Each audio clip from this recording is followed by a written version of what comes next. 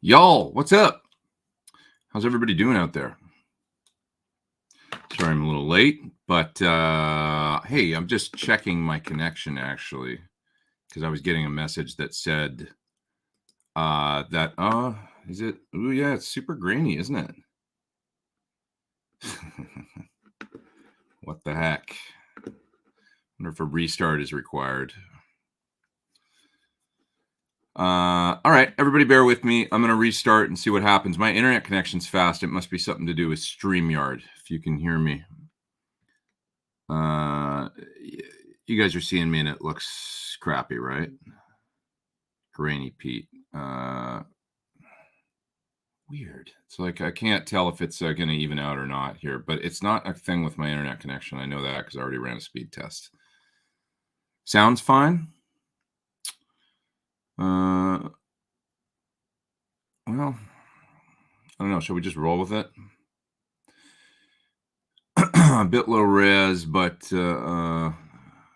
audio's fine. I think it's getting better.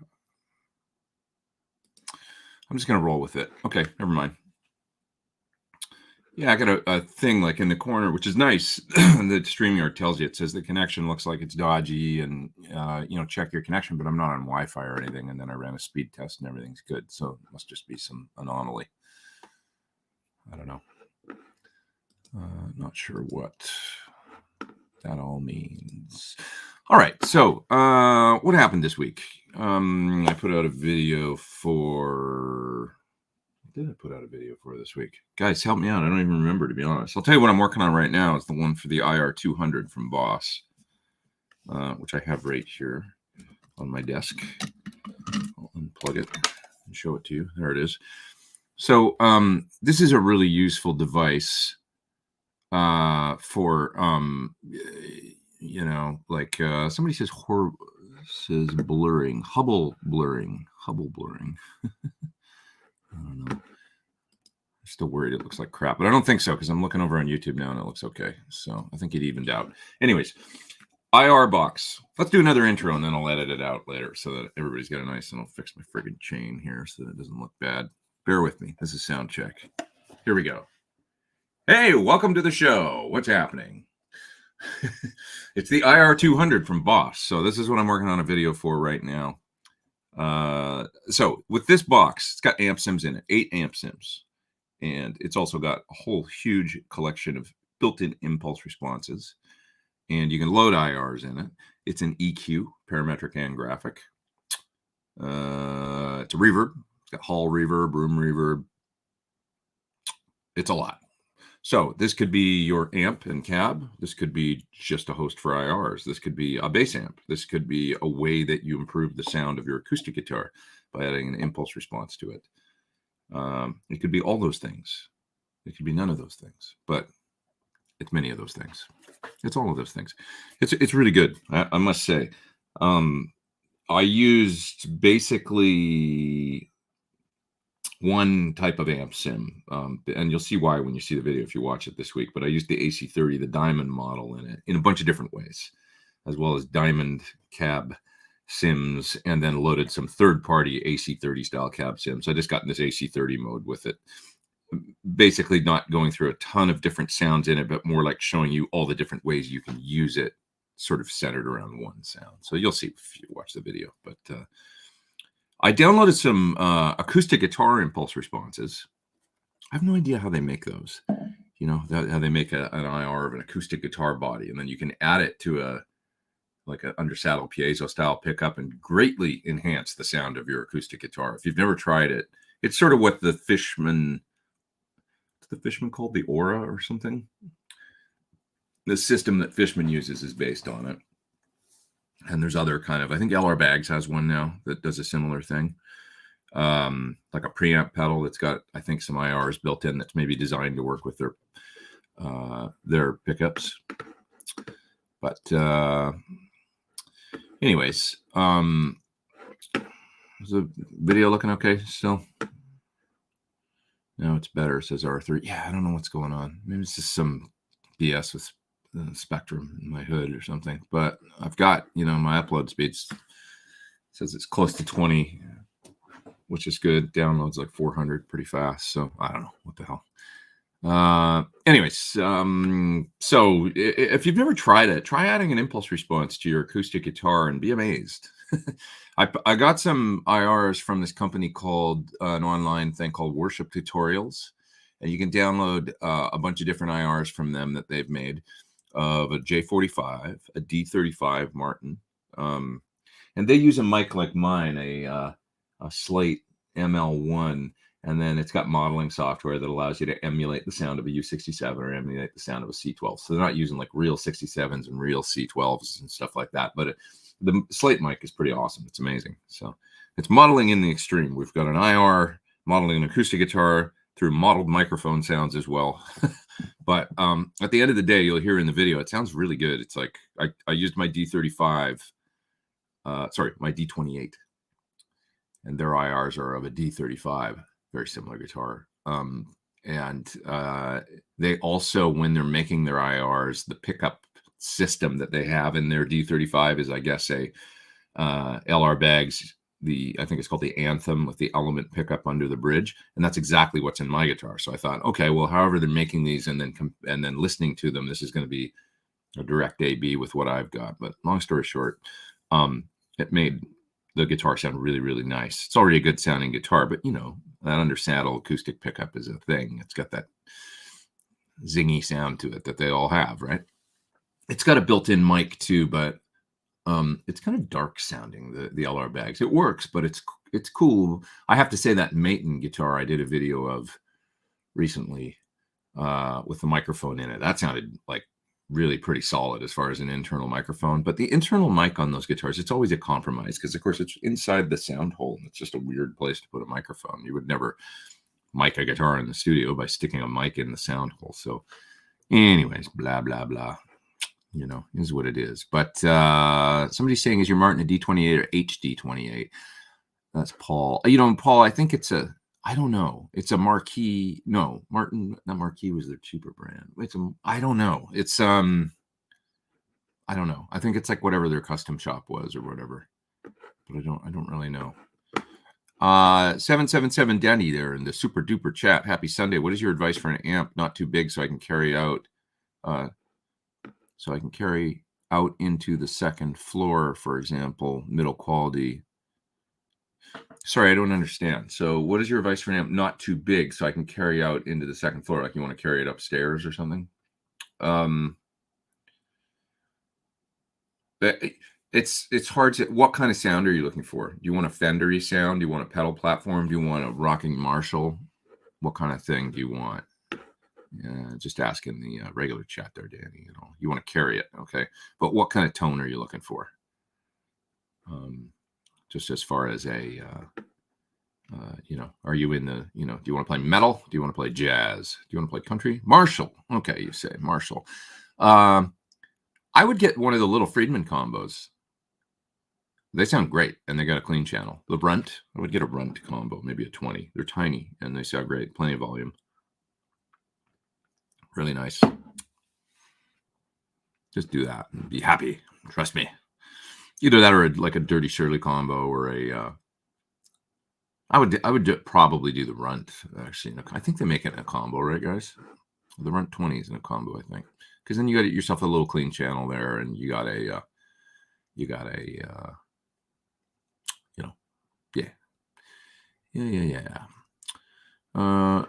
I'm going to go back through the chat now and check out some of your messages here because it's taken a little while to get up and running here. We're running behind. Let's see. Can I use a Headrush MX5 to record straight into my computer? I do need a separate audio interface. I believe it's an audio interface. Yeah, pretty darn sure it'll do USB audio without a problem. It's still grainy, ain't it? Well, it's going to be a grainy show because unless it cuts out entirely or if the audio gets really bad, I'm just going to roll with it, I'll tell you what. I'll do. Let me actually close this page and sign back in, which will take me 15 seconds, and then we'll see if it looks a little bit better if I just open up a new StreamYard window. Okay, I'll be right back.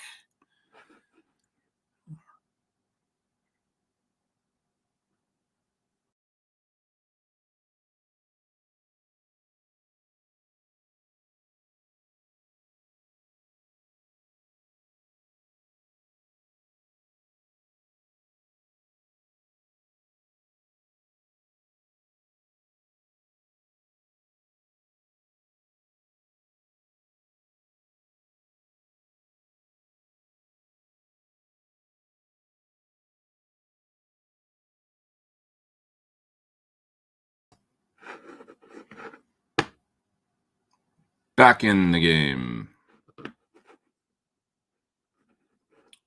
You guys see me okay? Maybe it looks better.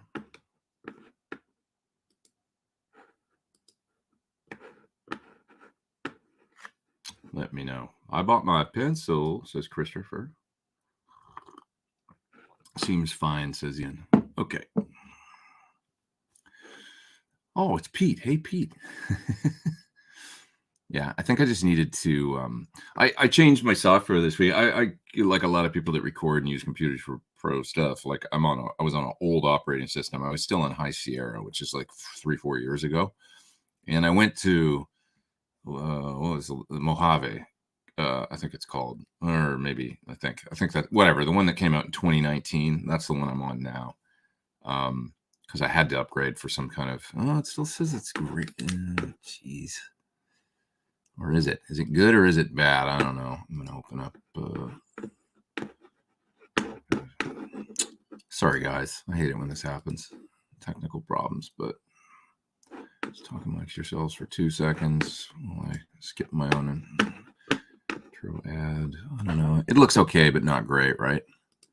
Who knows, man? I don't know. It drives me crazy if you're. It comes and goes. Yeah.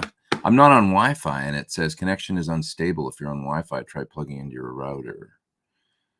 But if I run a speed test, it says I'm full speed. So I don't know, whatever, man. Looks 480p blowing up to 1080p. Yeah, I know. I'm just gonna roll with it for this week, since it doesn't seem to be cutting out entirely. Okay, it messes with my head though. I can't get a flow talking about guitar gear. It's like I'm always. Yeah, Christopher says video is a roller coaster. Well, pretend it's a podcast. Okay. Promise I'm not going to think about it anymore. Backing up through the chat all the way to the beginning. Let's see if there's any other question. What's the best treble booster for PT15IR for Judas Priest solo boost to cut through the mix? That's a good question. Some great treble boosters out there. If you can find a used, because I don't think they make them anymore, but the 65, everybody go on Reverb, see if you can find one because they'll go quick. The 65 treble booster, 65 amps. I know they don't make them anymore. It was kick ass, and it had a 5-position switch on it that lets you kind of fine tune how much bass they have. Really, really nice. So look for that one. The Constellation from Crazy Tube Circuits is nice because it does fuzz stuff too, so it's real versatile. You can switch it between treble boost and fuzz. What else? I would say that is there one called the Naga Viper or something from that people seem to really like. I haven't tried that particular one, but I know it's available. Caitlin Bread, whatever that company is. I think they make that one. Who else makes a nice treble boost? That's a few anyway that you can look for. It's not a real common pedal still, which is weird, but just anything from who are the people that make the pickups? They make and they got the one. It starts with a T. They make great vintage style pedals as well. Shit, sorry, I'm lame this week. Throwback makes a treble booster. That's it. And all their pedals sound really good for vintage style pedals. We got a few super chats here. T-Top says, had coffee with our mutual friend Steve Danger the other day. Awesome. Mentioned he's driving. Oh, great. He's a great driver. He'll be just what you want your bus driver's name to be, Steve Danger. But anyway, when I get over to UK, he'll be driving the great big double-decker and taking good care of us. He's a nice guy. And drummer as well, right? So thanks, Pete. Don't worry about the quality. Thank you. Most fun gig you had. Ooh, man, most fun. When I think back, like some of the Cornell gigs that were really transcendently fun, we had some really fun ones where it was like, I remember Israel being really great. That's a memorable one because it was he had about 7,000 people there for his solo show, which was a lot. We'd normally play in the States to, I mean, when we played with like Linkin Park or other bands or a festival, we played at 25,000 or 18,000 or big shows like that. But if it was a Chris Cornell show, like a solo show, it was a lot of theaters that we did and stuff. So it would be 2,500, those kinds of places. But in Israel, we had 7,000 because it really stoked when you go there, and that was a big crowd for him. And they sang every word to every song, which was really amazing. Like all the songs off Euphoria Morning, and they knew every word. And so it was just really fun because it was like, I love the feeling when most fun shows are when the crowd and the band is like got this cyclical energy, and your energy is really like you're having a great time together because one can't exist without the other. So I really appreciate when the crowd is really engaged like that. It's really, really fun. So that one comes to mind. Colombia in 2007. No, not Colombia. Sorry, Chile in 2007. Did we ever play in Colombia? No, I never played in Colombia with Chris. I played there with other artists. Also really fun. But South America, generally speaking, the shows are like that. They're really fun because the audience is really engaged, and they're, if you've ever seen a concert movie that filmed down there, they're always really special because they're like, the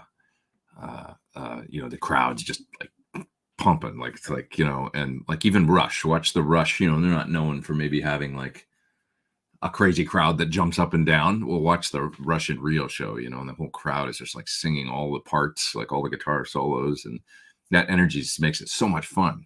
So Chile 2007 was like that. It was a really exceptional show. I think I've talked about it before. That one always comes to mind. But Scott, I've played so many fun shows with all the artists that have got to play with over the years, and had just really, really good times with everybody, Melissa Etheridge and everybody, Tioshi for sure. Some amazing fun shows. And this one was fun. Arthur says, I love the new Mitch VH Experience video. You guys crushed it. Thanks. Did you get my mail? It's a sneak peek what Phil X and I shot. It falls on the VH lines of awesomeness. I'm sorry, I haven't looked yet, Arthur. I should check, but I will, man. I'll have to look at that. Sorry. Phil's such a Van Halen nut. And everybody see his new SG, of course, that he got. It's so funny, man. Phil's crazy. I love it. But he's got that SG, and he on his IG yesterday, I think he put up a video of him like doing the guitar throw around the neck thing, and it goes around and he takes it off and he throws it at his tech. It's like, God, I don't have the balls to do that because it's just like an SG. If it hits the ground, it's over. Like the neck's probably not just the headstock. It's probably going to have a neck fracture, like at the, but Phil just does it because he's like that. He's rock and roll. He's great. The guitar is really cool. If you haven't seen it, it looks like Eddie's guitar. It's a SG, but painted like Eddie's guitar, and with a bunch of the kind of Van Halen accoutrements, the switch in the middle, all that stuff. So it's fun. I think that Phil did that. It's like a, he's like, hey, I'm Phil X, but I love Eddie Van Halen, and so we're going to make this guitar amalgamation of all that, Pretty cool. What else we got here? Smite Tree, SMY Tree says, watch him chuck it across the stage. Yeah, totally. Phil says that only the original MXR 117 flanger sounds right for Van Halen. I don't agree with that, actually. If you watch the video, I brought this up before, I think, but if you watch the video of me playing the intro to Hear About It Later, which I did very off the cuff, kind of it's in my first pedal board video when I made a video about my pedal board going back 10 years. So it's like 2010 or 11 that I put that video out. But I'm showing the EVH MXR flanger in that, and I play Hear About It Later. And if you watch that, it sounds exactly like the real thing to me. It sounds identical. And when I play Unchained or anything on it, it sounds perfect to me. I know Phil he doesn't really dig the newer Phase 90s either. I hear definitely with the old Phase 90s, there's something with the sweep of the Phase 90. And there could be something to the flanger being slightly different, but I don't hear it as being important enough to worry about. When I play the flanger, it sounds great for those parts. I mean, you know what? A guy yesterday made a great point on a thread on the gear page. He said, which was like I wasn't like wasn't like a revelation for me because I just agreed with him. I said, yes, you're right. He's like, isn't it like kind of all over the map, the Van Halen tone, and like, and isn't it more important like just that you play the licks right and stuff, and then just go with the sound that you have? And I said, yes, that's exactly right. I mean, it's like we can get so crazy about, and I'm contradicting myself because I'm in a pickup video with 24 pickups trying to find the sound or whatever. But what it comes down to is you just kind of get close and do the best you can and dial it in the best you can, and then like go with that, and then just play the parts right. You remember that guy Rockstar on some of you guys will remember him. He was on the Metro forum a lot.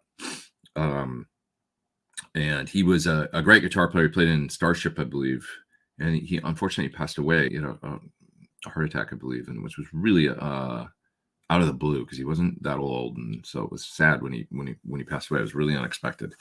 But anyway, he was a great guitar player, and he got into modding amps, and he basically did this mod and people started calling it I think it was called the Mod 5, but a lot of people called it the Rockstar mod, and it was like basically kind of a JCM 800 front end with a post-phase inverter master. Nothing else really more to it than that, I don't think. Maybe some values, but anyway, he used to he would post these clips where he would be, because he could play Van Halen great, and it sounded great for that sound, and it was like when you hear, I guess my point is you can get it a bunch of different ways, and as long as you're close and then play the licks right, that's all that should matter, so I think yeah, what else we got here? Let's see. Neil, thanks for the super chat. I appreciate that, man.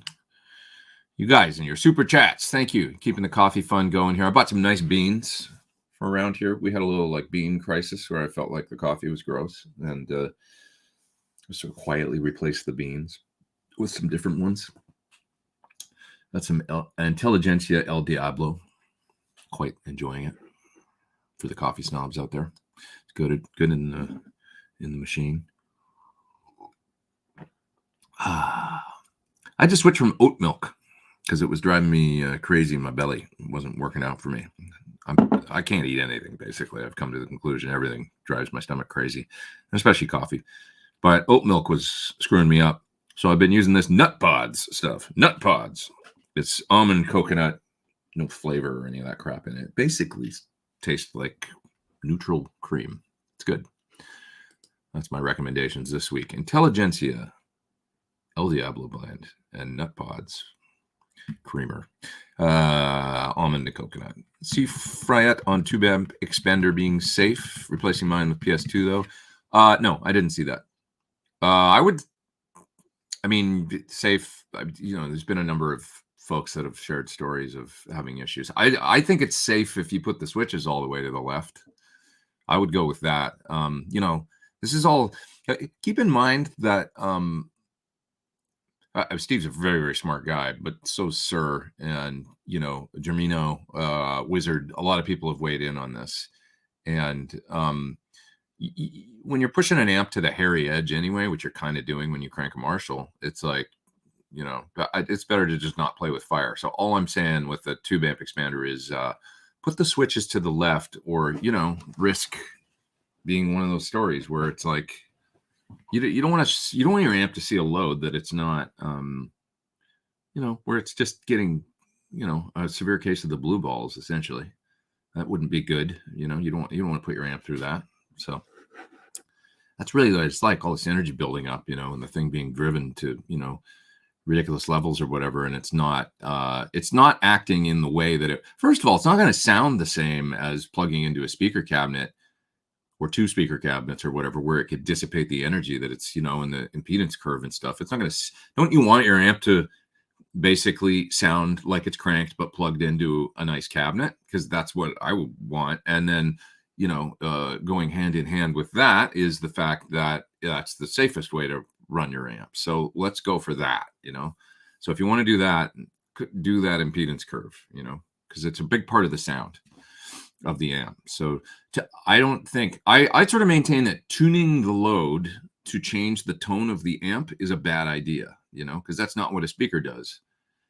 Speaker's got a certain sound, right? But you can't change the impedance curve of that speaker. I mean, you can if you put it in a different cabinet, the impedance curve will slightly change and stuff. But a speaker impedance curve is what your amp should see. I just maintain that. That's what amps were designed to be plugged into speakers. And when you start going, oh, but it sounds cool if I don't do that. Well, a flat resistive load is the safest way to go. But when you start unloading certain parts of the, you know, it's like, I don't know, man. There's enough stories about, you know, wizards and, you know, some Gemrinos and different people that have toasted output transformers. That I don't think that that's a good idea with any box. Let's just take the, you know, the boss out of the equation or anything. So, has John explained why not on the higher settings on the TAE? I asked Steve about it last night, but I'd rather be safe rather than start. Well, what happens is, if I were to draw you. Keep in mind, I'm not an amp tech, but I'm going to show you what it looks like when you graph an impedance curve and what happens.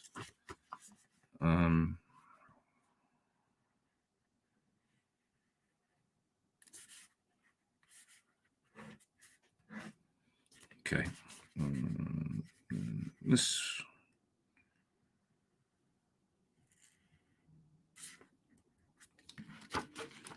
Okay. That's sort of what this is what an impedance curve looks like. This is a low peak and then the high rise as it comes up like this. Okay. The impedance curves that are like the TAE, if you were to put the switches all the way to the right, look like this, where on one end, see how on this one it goes up and comes back down in a narrow peak, right? On the TAE, it looks more like this when you do it, and it basically rises up to almost, and I'm not gonna get technical with it or bore it because it's like it doesn't even matter. It comes up to almost 200 ohms, and that's down below like 100 or 80 hertz or something. So down around 40 hertz or 30 hertz, 50 hertz. It's rising up really steeply, as opposed to being this peak at like, I don't know, 100 or something like that the regular impedance curve look like. So when it's unloaded like that at one end, it's like your amp doesn't have a load all the way down that low, as I understand it. So like down around 30, 40, 50 hertz, you basically unloaded the amplifier. So there's not a lot of energy that goes on down there because of guitar frequencies and stuff like that. It's not, but you know, if you're heavily palm muting and playing really dirty with the amp super cranked and you're getting like this heavy, you know, there's stuff that happens down there. And when the amp is totally unloaded at that frequency, it can't dissipate that energy, you're, you know, the theory is, you know, that there's a danger of flyback voltages and arcing and all this kind of stuff that goes on in the transformer, and it has to do with the impedance of the transformer, as I understand it. And like somebody like Steve is going to be like, God, he doesn't even know what the hell he's talking about. But these guys have described to me what's happening. Different transformers are designed different ways, and if you design a transformer to, I guess, basically deal with that situation, then you're okay. And some are, and some aren't. And so, like, as I understand it, some of the, like for instance, in some of the Germinos and stuff, that where he's got a transformer that's designed to be just like Marshalls of a certain era, those transformers are kind of running on the hairy edge of not being able to deal with that kind of situation. And that's why you might fry some and other ones will live and be fine. And it's just like not every amp is created equal. But here's the thing: if you just show the amp the impedance curve of a speaker, you know, you're cool. You know, as cool as you'd be with a speaker cabinet, where, you know, when you're running an amp like that cranked anyway, yeah, you're going to fry tubes sometimes. And even old Marshalls used to, you know, transformers and things would happen, you know. So it's like, you don't want to take those I mean, you know, you see Eddie Van Halen or whatever with racks of old Marshalls, right? Like tons of them live, and they'd blow them up all the time and stuff. Well, the main reason why they were probably blowing up amps was variacing, cranking the bias all the way up, not actually measuring the bias, unmatched tubes where one would be way out of spec and the other one would be running super cold, all that kind of stuff. Supposedly when Jose started matching tubes and stuff for Van Halen and probably others, doing matched set of tubes, and they started biasing properly, all those problems generally went away. But you guys have heard the stories of, Marshalls blowing up back in the day and people always, needing spares and stuff like that. So that was plugged into cabinets and seeing a proper impedance curve. Do you really want to um, do you really want to run your amp on the hairy edge and then also unload it down at like 30, 40, 50 hertz, Um, it's just crazy, to do that to me. It's not a way to change the sound of your amplifier by messing with that. It gets unsafe, So there's much better ways to do it. With the TAE, because I don't want to talk crap. I like Boss. I was just talking about their IR 200 right now, but I'm just saying the safe way to run that thing with every amp switches all the way to the left, or maybe one click to the right, but even then it's starting to unload the low, so get the sound with them all the way over that way. It's nice and safe. Then it's safe as many loads on the market. And then if you want like more low-end resonance or something, just add it in the EQ. The thing's got an EQ in it. It's got DSP. You just do it that way, and it's a safer way of using that box for those that have it. People will accuse me of being like biased or something, or being like, oh, he's shilling for someone else or whatever. It's like, I love Boss, it's like, I don't even want to talk about this really, but it's like, I also don't want you guys to blow up your amps. So I just do it out of the interest of like, hey, this is something you should probably consider, or you might, end up like one of the few guys that's put stories up, on the forums where it's like, yeah, I blew my Germino or my Wizard or these different amps that, need a new output transformer, and then the company won't cover you under warranty because you were using a load where you were essentially unloading the amplifiers. It's not good, It's basic. I'm here to help, for God's sakes. I swear it. Thanks for making my Sunday evening every week. Thanks, man. And it is evening because you're in the UK. I'll be over there joining you soon, in a little over a month. Took a load of guitars. God, it's coming up fast. I gotta go to the UK. Got a bunch of songs to learn. Took a load of guitars to the luthier. Necks all had all straightened. Luthier says it's too dry in my house, too dry in England. Have a coffee on me. It's great to, obviously if you got somebody you trust, but I don't think I could get by if I couldn't do that stuff myself. I would just, I'll show you how I do it. How I set truss rods. I'm just going to warm up this light a little bit because it looks kind of a little bit on the cold. What the hell? Why is nothing working today?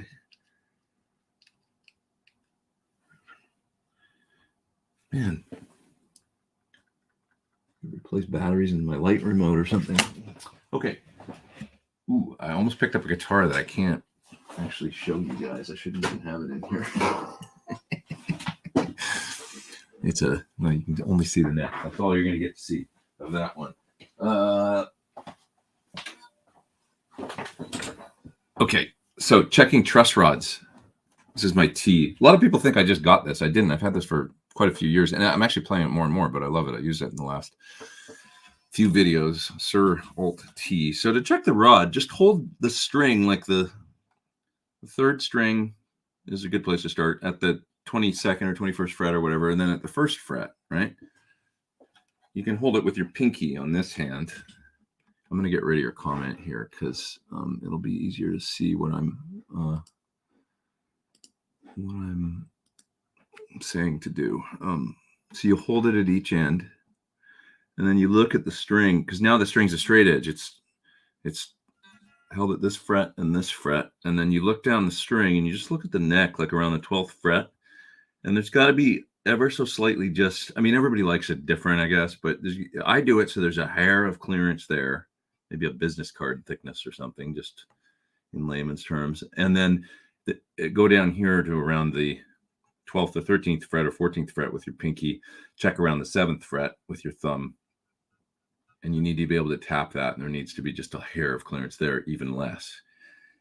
And then you can look at the low E, at the high E, and see kind of if there's any twisting in the neck. You'll see it, if one side's lying flat on the fret, or if the other side's still got relief, then your neck's got a little twist in it.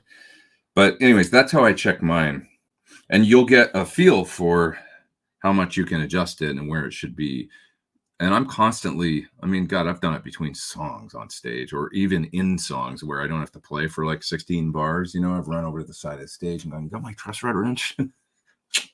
you know, and then I'll run back out and tune again. And then like, because I'm just a nut about the neck being just the right. It's the biggest adjustment on the guitar to me that really matters, because the guitar feels really wrong to me if it's too much relief and the action is all inconsistent, like kind of low here and then way high here all of a sudden, and then kind of gets okay down here. That just, I can't even play that.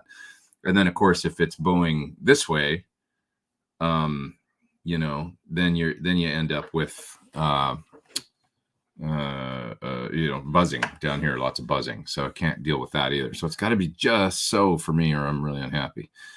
I'm a cranky guy, basically. So anyways, if you can check that stuff yourself, you know, then you know, then you don't have to always run down, because it's going to change, right? If it rains or gets dry, it's like the guitars change all the time. So let's see here. You seem to be enjoying your Sir with EMGs. What sound are you going for when you select that guitar? Actually, you know why I got it was quiet. I got it because I wanted a quiet guitar, and it is quite quiet. If I sit in one, because this room's got the EMI problems I've talked about so much, but it's just kind of noisy in here as far as sound getting in the pickups, you know, BS in the air, buzzing. But if I sit right here with that guitar in all the pickup positions, it's really quite quiet. Buzzes a little bit more in this position. So this room is tough. It's one of the harder rooms that I've ever been in for that kind of thing. So the goal was a quiet guitar, and I've achieved that. But I also discovered I really like the sound of the pickups. The single coils sound great. You know, I get like they sound more stratty than I thought they were going to. I thought they were going to be kind of more sterile and just kind of like lie there, like not that. But it's like got a great kind of strat thing to it. And it's just a comfortable guitar. It stays in tune. It's just versatile. I just really like it. I really enjoy it. So sound wise, I mean, it just does a good humbucker and it just does a good HSS kind of thing. The bridge humbucker it's pretty hot sounding, I guess. Like it's got a you know, fair amount of output difference between it and the singles, I would say. Maybe more than like my Thornbucker would sound in an HSS with singles. You know, it seems like it, because I always thought they would be quite even, but the humbucker definitely gives a push, but that's okay. I don't mind that at all. That's not even a dig or a complaint. I just have no complaints with the way the guitar sounds. It actually sounds better than I thought it was going to, and I really enjoy it. So I don't know why I would be biased against. I've learned a lot about pickups in the last while, about what I like and what I don't, and that I like different things for different colors, you know. And that guitar, I would say it's just a good, versatile, even, you know, quiet guitar that just gets the job done. I don't know. And when I brought it up, I actually asked Steve Lukather, like, I told him that I was getting a guitar with EMGs and said, you know, I want it quiet. And he said, that's why I got it, man. Like back in the day, it was like for, you know, studios and stuff, I wanted a guitar that was just did the job and was quiet, essentially. So same kind of reason he said back in the, you know, I guess 80s when he originally started playing guitars like that. I think it's more like, you dial in your pedals, the effects, you know, the amp to sound a certain way, and that, you know, it's like a good tool. You know, you're not thinking too much about like does that make sense? Like it just works as a good utility tool. It's quiet, it does the job, it drives through lots of effects because it's active, and you know, the guitar kind of gets out of your way, and you can just make music, I guess. I don't know. Have you seen the Soft Tube Selection Speaker Shaper plugin? I have not. What's that all about? Is it like for IRs? That sounds really interesting. I haven't checked that out. Tell me more. Fill me in. Thank you so much for your art. Hey, man, thank you. Super chat. Wow, I really appreciate it. You told me of your story of Hanley and Hamilton. Have any other good stories from Hamilton? Sorry, that's all I got, Mike. That's my story that I remember from there. I've been to Hamilton a number of times, though, just on tour and passed through. I just can't remember any other unique special things that happened there necessarily, but it was fun. That was hilarious. But that's a song we know, eh? That was amazing. For those that don't know the story, I'll just tell it really quick because it was really funny. We were playing a fall tour with Don Henley, and it was a fall sort of theme that Don wanted to do, which was nice. He wanted to do like kind of, some covers and stuff for the kind of October, November, getting into the fall, the leaves are changing, starts getting dark earlier and all that. And he wanted kind of a, to capture that mood in the show. So like we started the show with Spell on You, I think, and which was really fun. And we were doing like a Leonard Cohen song and maybe a couple deep cuts, but long story short, we didn't play any hits right up at the front of the set. And we played like 4 or 5 songs. And then next song on the set list was a big song. But I guess somebody out there, some Canadian guy that had probably had a few beers or whatever and was feeling loose, yelled out after, maybe the 4th tune, yelled out, "Play us a song we fucking know, eh?"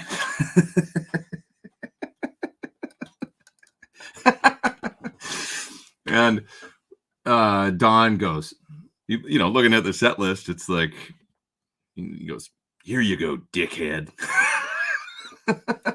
And we went into Heart of the Matter, right? Which, those big chords ringing, I could barely play. Like, I was laughing so hard. It's just like, whoa, that was funny.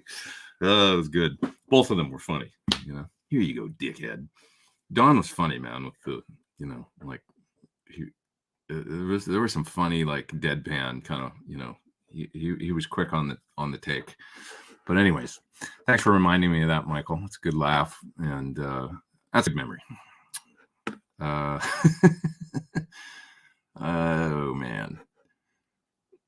Anyways, what else we got here? Anybody watch the Rock and Roll Hall of Fame induction ceremony? It was really good, I thought. I enjoyed it. I enjoyed that they give lots of time to each artist, really give them their due. It seemed like, from Foo Fighters to LL Cool J to Jay-Z. I found the Jay-Z one was great, really interesting.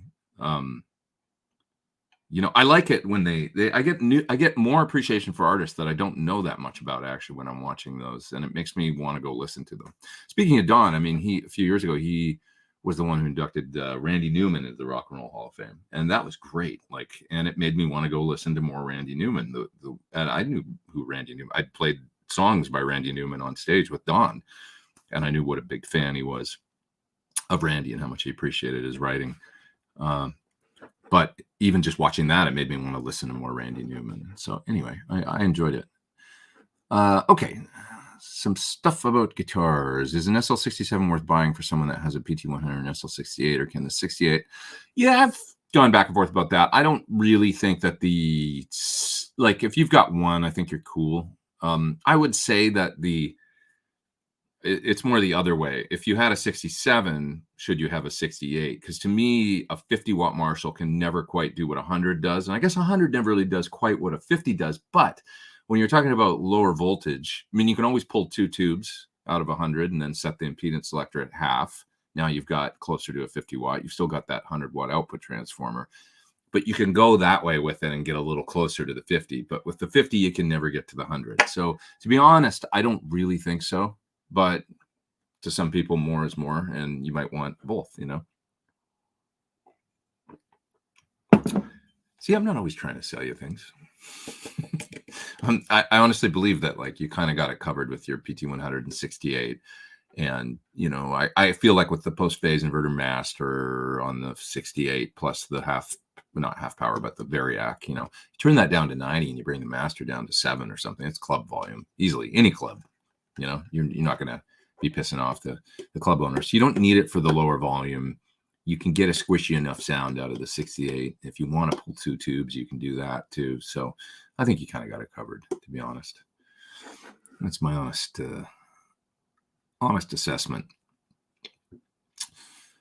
What else we got here? Let's see.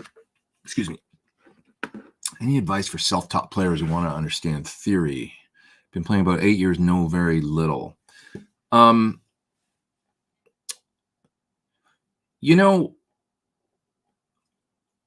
It's like this. I could probably give you like a super quick, here's my super quick, let's do this for like 5 minutes, theory lesson, right? So the major scale, let's take the G major scale. Okay, if you can play that, okay, and understand that that's the G major scale, okay, where do we start? Let's start by building chords out of that. So if we take the first note out of that scale, G, and the third note, B, and the fifth note, D, those are the notes of a G major chord. Okay, so it's those three notes in a G chord repeated, right? Now, if we were to go to the second step of that scale, the A, right, and we take that note, and then we also, so what we did with the G was we went to the first note, we skipped the second note of that scale, we went to the third note, we skipped the fourth note of the scale, we went to the fifth note. 1, 3, 5.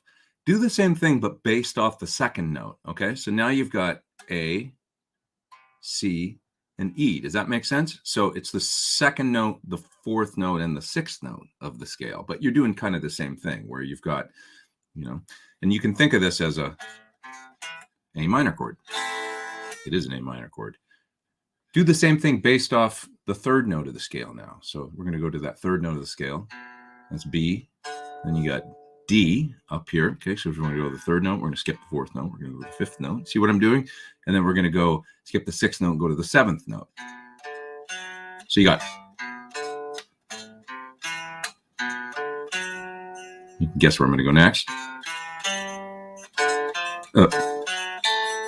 Right? So I'm building chords off every interval of that scale by taking first, third, fifth, second, fourth, and sixth, third, fifth, and seventh, just skipping a note in between, right? And there's 7 notes in the scale, so you're going to end up with 7 chords, right? Those are all the chords diatonically. G, A minor, right? B minor, C, D. I'm building a chord off every scale, right? Just off the notes of the scale. That's how you get to all the chords, in a key. Does that make sense? So you're going to end up with 7 chords. And that's when people say a blues is a 1, 4, 5, right? You've taken the first chord that you built there out of those 7 chords. That's the 1. The fourth chord is built off the fourth tone of the scale. And then the 5, right? Built off the fifth, right? So you've got all those chords, and that's your 7 chords or whatever. If you play 1, 6, 4, 5, or whatever. So you might have already known that, but that's my simple theory lesson when it comes to building stuff that way. Now, all modes is a mode is basically like the tones of a scale, but you're gonna how do I use that? I'm a little rusty on my teaching skills. It's like you've got also a mode built off every note from that scale. All that means is that if I start the scale on G and I play up to G, you get the sound of the G major scale because it's a G major scale, but it's also called the G Ionian mode. Ionian is the first mode out of major scale, right? If you go to the second, right, which is A, and now if I play A to A, but the notes of the G major scale, right? I'm not changing the scale. I'm just starting on A. Now I've got the A Dorian mode. Okay?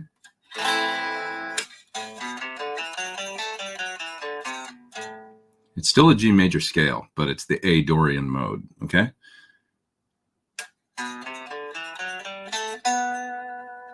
Right? Get another mode based off the third, right? Another minor mode, right? So now, so you see what I'm doing? I'm building a mode off of every, okay? So the mode off like the fourth, off C is Lydian.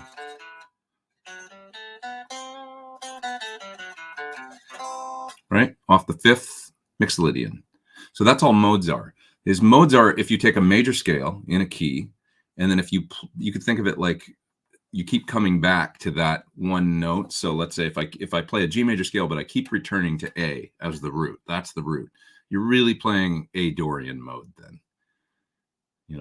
So keep coming back to C. Play the notes of the G major scale, but keep coming back to C. You're really playing in C Lydian now. Okay. And when would you do that? Well, you would do that if you're playing chords out of the G major scale, like we started building. So you're only playing those 7 chords really, right?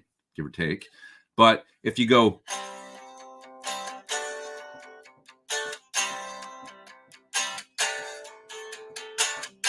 okay, I'm playing a C to D, two major chords right beside one another, but I'm keeping C as the bass, right? This will sound,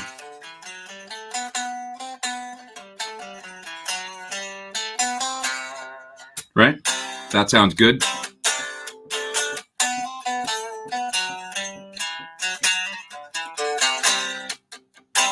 Sounds good to improvise over that or come up with melodies.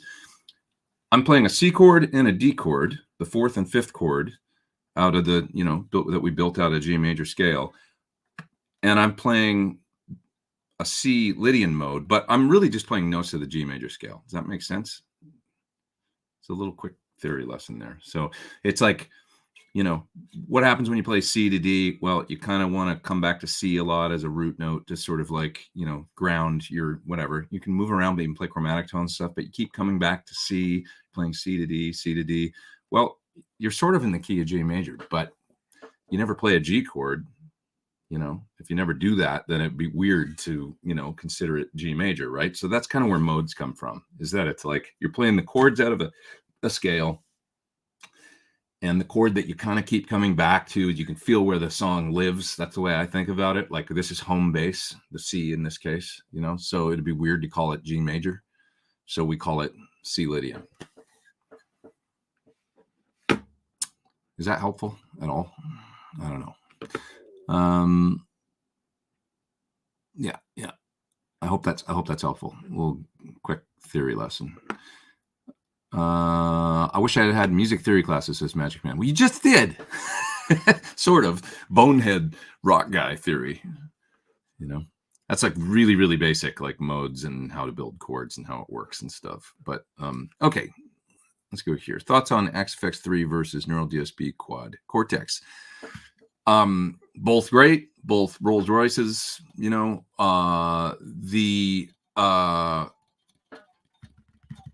Quad Cortex is simpler, right? And it's got a very easy flow to it, much less options. Now, the XFX does everything under the sun. So both are great. One's more complicated. It's got a more complex, I'm not saying that like it's a bad thing. It just is. It's a deeper device that you can get pages deep into editing things. You can edit every little thing on an XFX. And rest assured, if there's a sound that you want, effects-wise or amp-wise, it's in the XFX. It's got it all. But you will find yourself tweaking more because it's got it all, right? It's a really, really deep unit that you just have to devote the time to. The Quad Cortex is simpler, less options, less stuff, great sounds. Really, really, really good sounds. Doesn't have a phase 90 in it. Probably will at some point, but like doesn't have an analog mod, like Memory Man style delay. Exactly, So there's things that you'll find are like a little bit missing. Yeah.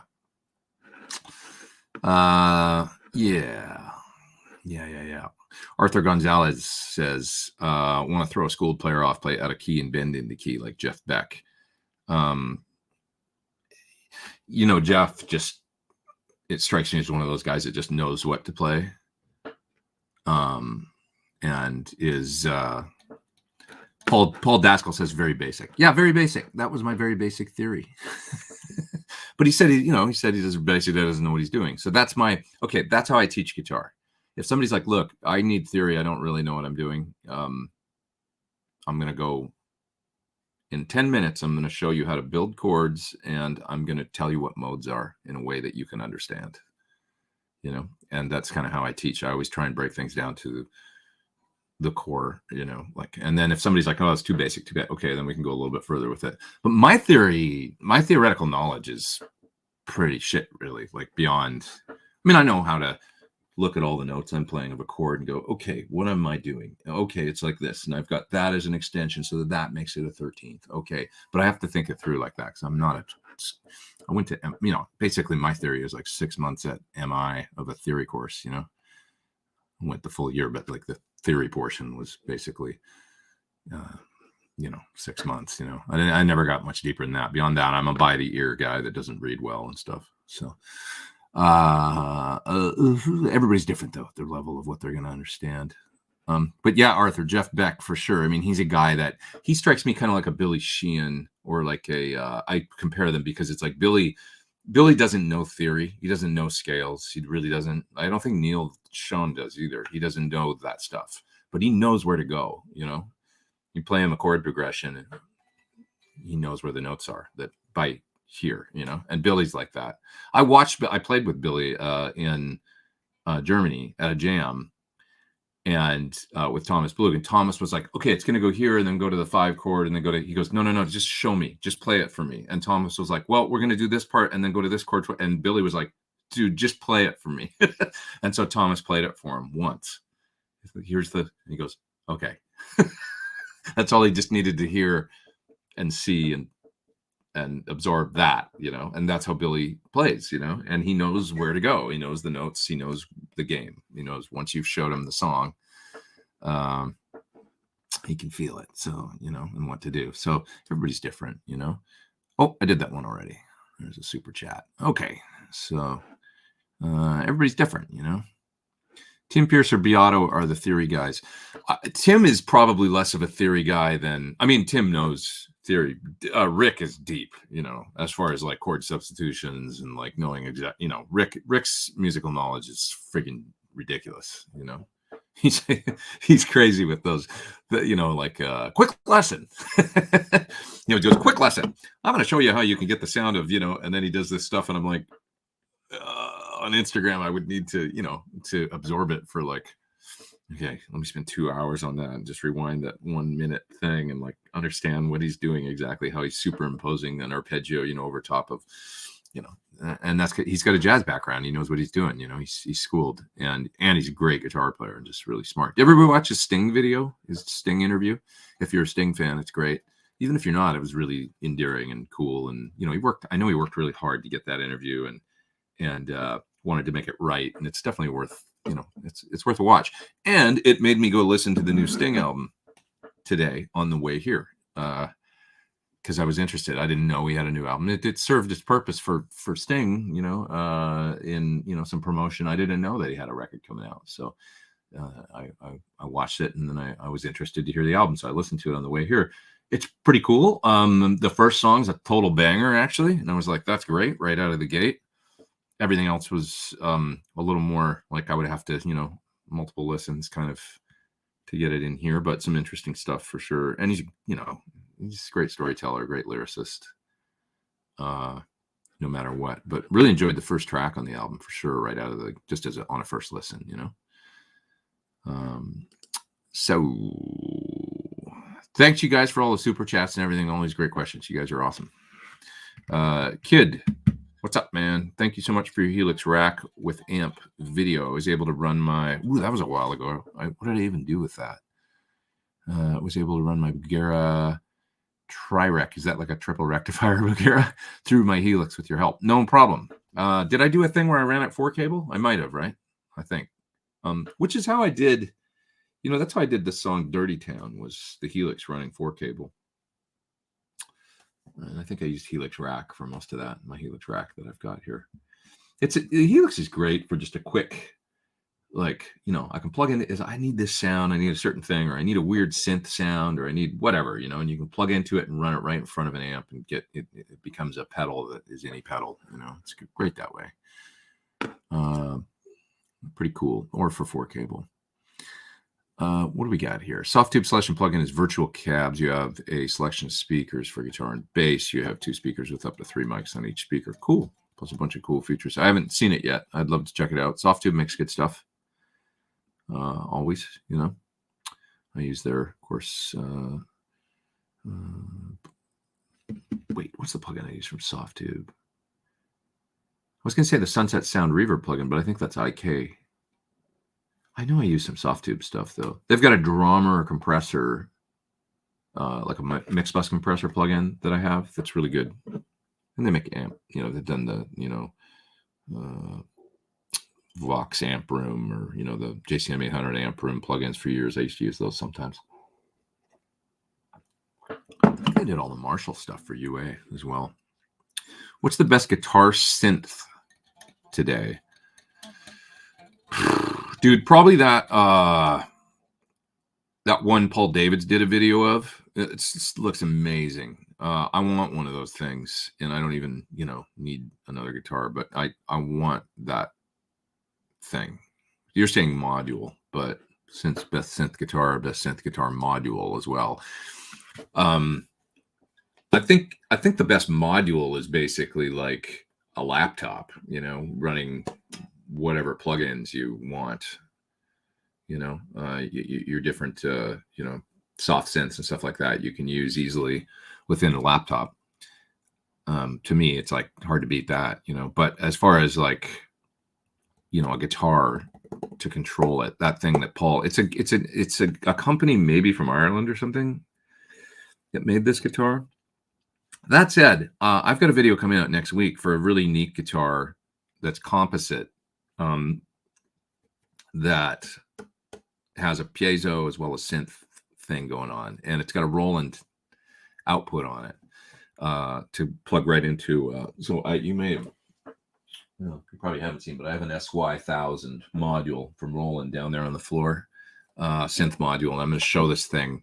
Well, I'm going to probably work on it later tonight, as well as maybe tomorrow, and get a video done for this Roland. It's not going to be mainly about the Roland, but it's like I want to show the different ways you can use this guitar, because it's this composite guitar that's kind of an acoustic, kind of an electric, and with a synth output on it. Very unique guitar. And I'm making a video for it. So I'll show some of the synth sounds that you can do with it, as well as piezo acoustic stuff. And maybe I'll even add IRs using the Roland box. Make it a combination Roland and the name of the guitar. Somebody's saying Emerald guitar. That's Rob. Let's just 1 second, Rob. Here, let me see if that's what it is. The Emerald. Paul did. Not sure exactly, but Emerald. Oh yeah, I'm seeing. That's the one that I'm doing a video for. That's the Emerald. I'd forgotten the name, so sorry about that to the guys at Emerald. But yeah, so I'm doing a video for the Emerald guitar, which is really interesting, and it's it's composite, it's not wood, and it's got it's basically kind of hollow and acoustic, but with the synth, it's totally unique. It's a piece of work, is what it is. It's an incredible, like the amount of work that went into building this thing. This kind of the precision's amazing, but. Beyond that, the video that Paul Davids did, you'll find it on his channel. It's of the synth guitar that's a different company, and it's really amazing. Travis says tracking isn't so great. What's that on, Travis? The one that, Boss makes one. Yeah, Boss makes one. It's pretty cool. I did a video on it a little while ago, the synth guitar. The thing about the one that Paul did the video for, it's got sensors in the neck. So I believe there's sensors in the fingerboard that sense where your fingers are, which helps with the tracking, because it knows, like, generally you got the pickup in the bridge and it's doing pitch to MIDI, which is what always creates the lag and kind of inconsistencies and stuff like that. But if you got sensors in the neck, it's kind of working behind the scenes to go, yep, indeed, that is the note he's playing on the 8th fret of the 5th string as you're playing it here with the pitch, So I think it somehow correlates all that, and you end up with much better tracking. Yeah. Nathan says, how did you befriend James Valentine of Maroon 5? So one of the very first tours, because I'm friggin' old, dude. One of the first tours I did was I was playing with Five for Fighting. And we were headlining the B stage at a Sheryl Crow sort of festival that she did for a while. I don't remember what it was called, but it was Cheryl's tour, basically. And there was a bunch of bands on that tour with an A stage and a B stage. It was a small festival tour, Maybe we were out for a month or something like that. And Maroon 5 actually supported us. So they were like direct support for us on the B stage. So we headlined the B stage, and we would play at about, I don't know, probably like 7 p.m. or something like that, where the headliner Cheryl, she went on at like 8 or something on the main stage. So we would headline that B stage, and they would be right before us. So they would play at like 5:30 or 6 or something. Nobody knew who they were. They were like brand new band, and they were touring in a motorhome. I remember that. This is 2001 or 2. Yeah. So James was playing in the band. then. Most of the guys were in the band that are still in the band, as I remember, different drummer. But I remember having lunch with Adam one day, singer, and just talking, shooting the shit, and saying like, "Hey man, so you guys sound great. You're awesome," or whatever. We just met or whatever, sitting there eating lunch in catering, and I said, what's your plan? Like, what's the deal with your band? What's going on? And he goes, well, after we are done with this tour, we're gonna release a record, and then we're doing this, and then we're doing this, and then we're doing that. He proceeded to lay out like the next 2 years of a plan. And my impression of him from that day was, this guy's highly intelligent. And he was a great singer and really talented, obviously, and stuff. And now he's gone on to be a big superstar, But I remember having lunch with him that day before any of that had happened, and him laying out this arc of what they had planned. And I was like, that's most impressive. Oh, we're going to play some gigs next year. We're going to put out a set. No, it was like he told me everything in detail. Like, we've got this for the next year and a half or whatever this is the master plan. It was impressive. Anyway, and James was a great player back then, really cool. And he was in it from the beginning. And that's where we met on that tour, just hanging out in between sets and stuff. And that's where I met Doyle Bramall as well. He was playing guitar with Cheryl. Actually, sorry, he would get up and play with Cheryl a couple songs a night, but he would play before Maroon 5. So like 4:30 or 5, Doyle would play. Many times to 40 or 50 people gathered in front of the stage. It was like small crowds, but he had a trio and was doing his own thing. And that's where I met him. And he was really cool. Yeah. Super cool. I think I'm picking up the PT-15 in the new year, torn between the PT-100 212 with the greenbacks or the PT-15 212. Well, both sound great. I don't know, dude. If you really like the greenbacks, you should probably go for the one with the speakers you like. It. That's what I used on the last Classic Rock Show tour for no other reason than that cab was in the UK and it was convenient, So we didn't have to ship. And I said, sure, I'll use the PT-100 cab with it. That's fine. Because I wasn't even miking the cab. I wasn't even like, oh, it's got to be this speaker or that speaker. I was using the IR out for all the sounds in the PA. So, and then monitors. But yeah, that's a tough one. That's a tough call. I mean, I think either is really cool. I like both cabinets a lot, and I'm a greenback guy. So I love the flavor. We put the V30 in the 212 because it works well for heavier sounds, and it's also a little more efficient, so you get a bit more volume out of it. 2 greenbacks is like, that makes you paint yourself into a corner a bit with 2 greenbacks because it makes the cabinet quite low power handling, only 50 watts. And also, it's just not quite as, as when you put a V30 in there as well. It's got a little bit more, versatility and a bit more efficiency. With a 15-watt amp, it's sort of helpful, I think. So all that, yeah. How do I get a decent clean sound out of the Shure PT-100 plugin? Go to channel 1, turn on the bright switch, put the treble on about 5 to 6, mids on 5, bass on 3. Make sure you've got, like I say, the volume on like 4, 3, 4, depends on your pickups. Presence on 6. I would say, and then just experiment with the different cab sims. You're pretty great right there. And I've used that in a lot of videos. Anytime if I'm doing like a rotary pedal or a stereo delay, many times I'll call up 2 PT-100 plugins and put them on 2 channels and then hard pan them. And that's the sound, so that you're hearing with a compressor or something in front and maybe, a stereo delay or rotary or some mod or something like that. I'm sure I probably did that in the Tricera Chorus video that I did recently for Eventide. And you should get a great sound out of it. If you're not, there's something wrong. Yeah. Yep. Important to use the bright switches with the plugin. I find it works best with the brights on. Okay. What else we got here? Here's another AX question, AX8 or Quad Cortex. The AX8 is a little, at this point, I mean, it's not their current model. So you might, although it's very capable, but but the current FM9 and FM3, right? I think are the two different ones, are sort of the replacement for that. So more comparable to the Quad Cortex, I guess. I like them all, man. I mean, I think they're really good. If you're in the, it becomes down, what do you like better, the Lexus or the Infinity or whatever, do you want the this deluxe thing or this deluxe thing, and which one works better for you? I just think the Axe-Fx is a sort of deeper, requires a bit more cerebral, bit more time, lots of options. You can do anything with it that you want, for sure. And the Quad Cortex is a bit more meat and potatoes, but really high quality meat and potatoes. It's a little easier, straight to the, just very simple. It's elegant, actually, with the, the way that it's laid out with the touch screen and the rotary encoders and all that. And it's very nice. So I like them both, and I can't tell you which way to go, beyond that. Just know that one's deeper and one's a little ergonomically more easy to use, I think, somewhat.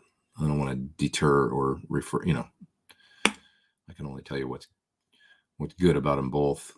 And I guess what's good about them both is also what's bad about them both, right? If you, like I say, the Quad Cortex doesn't have as many options for effects. So you look at most of the comments on forums and stuff, you'll see if there's complaints, it's about they need to do more updates. There's not enough, they're not updating it fast. Like there's not enough effects, or there's plenty of amps in there forever, but like people want different effects and things, different variety of, and I suppose that's a valid, thing. But it's less parameters, some less sounds, but what's in it is very high quality, I find, personally. John McLean up there in the super duper chat. John, are you the John McLean from Die Hard? I know you get that all the time, don't you? Just got transcribed. I figured I would mention, for anyone thinking of it, go to jenniferbatten.com and get it through her store. She's a friend of Pete's and a friend of the show. Definitely. I love Jennifer. She's cool. At this point, I love chatting with her, and I love, anybody that I've known her over 30 years. Crazy, and she's awesome, and just really cool person and stuff. And I appreciate Jennifer very much. And she's a big fan of Transcribe as well. Let's see.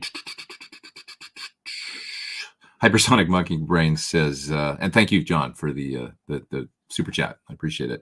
Axe-Fx is great if you love tweaking settings all day. You will find, that you tend to tweak a lot. But I'll say this, this is a positive thing about all that depth, is that they back it up with the effects are really quality. And I can remember getting into, you ever work on a modeler or whatever, and you tweak and tweak and tweak, and you're like, and you just get tired and bored, and you're like, this sounds like crap, or I don't know if it sounds good anymore, or that kind of thing. With the Axe-Fx, I tend to tweak and tweak and tweak and tweak, and generally 3 hours later, I'm like, this is getting better and better and better. That's the one thing about, that I'll say. Yes, it's deep and it can give you option anxiety, but if you spend the time with it, boy, can you ever get some cool things going if you go deeper and deeper and deeper and deeper. It really, so maybe that's why. Maybe you can, back up that statement, Hypersonic Monkey Brains, that, tweaking settings, and it does seem to improve the further you go with it. You just spend a lot of time doing that. That's all. And not that it's bad at the beginning or anything. Your thoughts on Kemper? I mean, it's been a very God. It's hard to argue with the success they've had. I mean, a lot of people use those too. Once again, once you get in their ecosystem, I think. I see a lot of people. My friend Ariana Powell, she uses one of those things, and God, she's been on the Tonight Show more time than probably just about any guitar player in existence. During the pandemic, I think she did the Tonight Show 4 times with 4 different artists. It's like, wow, your career took off.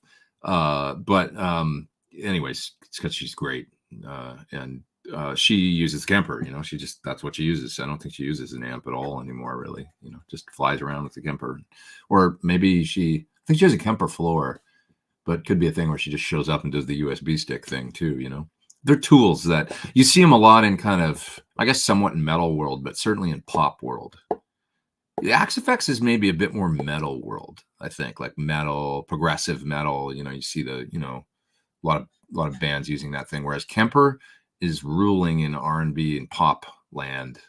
It's just that's what people use, you know. They just use a Kemper and that's what they use, you know. Many times MIDI'd up to the, you know, playback or whatever, and it's doing all your effects changes and stuff, and you know, it's become like that. So these kids these days with their Kempers, it's hard to, you know, it almost doesn't matter what I think. It's like, does it? You know, it's like it's kind of happening, you know. And I think it's good, you know. I think they made a good device, and you know, who am I to, you know, it works well. The sounds are good. I've used it, you know, on gigs. I have one here. All these things are good. There's nothing not good. Axifx, Kemper, Quad, you know, they're all good. Greg says, been watching for a long time. My overdue contribution. Dude, thanks very much. I appreciate it. You guys are too kind. You guys are keeping me in coffee over here. I can go buy more of my my fancy Intelligentsia coffee and be wired up to go. I'm glad that I got no more problems with the stream. It seems like it's running smooth, no issues with the video, because at the beginning it was a little shaky and I didn't know why. First time in a while. Vi just used XFX for the effects with amps, and I believe now with Synergy preamps. Yep, that's right. He uses it in the loop for all his time-based stuff. That's it. And has for a long time. That's what I did too back. You know, it's great like that. I mean, as an effects processor, it's just killer, you know, even just for effects. Yeah. I've been happy with the HX Stomp, but would like to try a Fractal product. Yeah, from the HX Stomp, I mean, the FM3 is probably a good, you know, if you want to check one out. Thoughts on Supro amps? Really cool, from what I've heard. I don't know that much about the new stuff, and I know the company's kind of been sold, and I don't know what's happening with amp production stuff. But anyways, I like Supro amps, and I like the, you know, the Jimmy Page trip and all that. It's fun. I love that Sun Dragon amp that we were talking about. That I went to a fun thing yesterday. LA Vintage Guitar in Cliff's place here in LA. They have a nice shop in Burbank.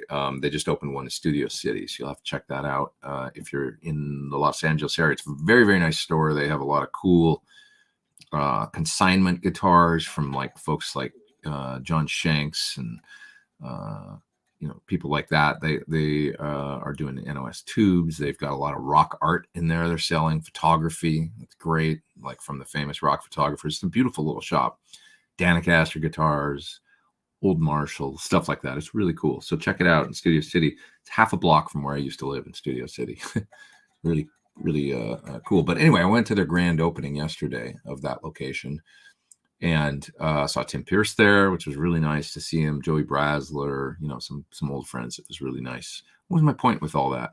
Oh, we got talking. Me and Tim got talking about the Sun Dragon amp, which was Colby, you know, that Mitch Colby did for Jimmy Page.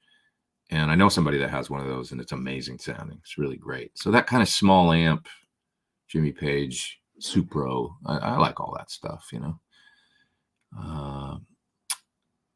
Let's see. Any advice on strings for an electric acoustic guitar?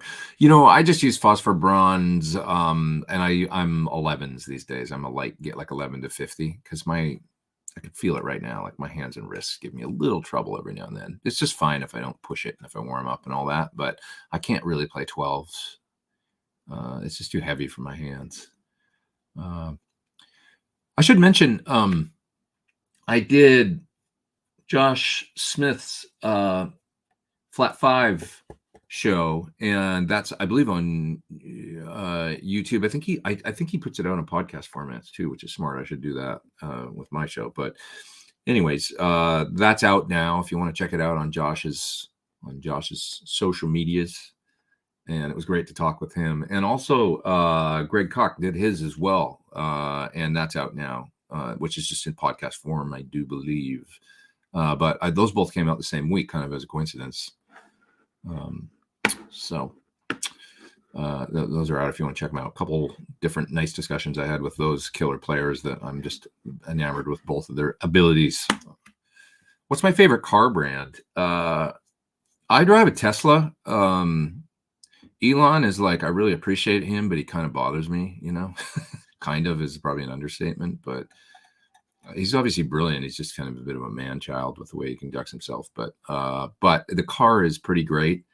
I can talk at length about the deficiencies, with the different things. But at the end of the day, it's a pretty amazing car, and I don't really want to change. So I have a problem with that because it's almost time for me to make a decision on what to do with my car and what to do next car. And but anyways, lots of new. I'll tell you the thing with electric cars. Just a little aside here from the thing with electric cars is what Elon did, because he did many things that were smart. The first thing he did that was smart is came out with the Roadster, original one back 2007 or whenever it was, immediately dispelling with the sort of notion that an electric car would look like a little bubble and, be really slow and kind of crappy, right? He's like, no, I'm going to make an electric car that looks like a Lotus and it's going to like be super fast.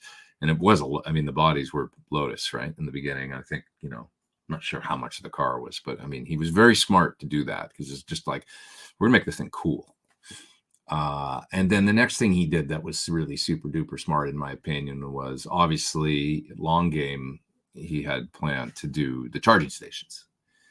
Lots of charging, Tesla charging everywhere. So at least in California, it's not a problem. You can travel with a standard range Tesla and go anywhere. And it's not really much more of an inconvenience than filling up with gas at this point at all.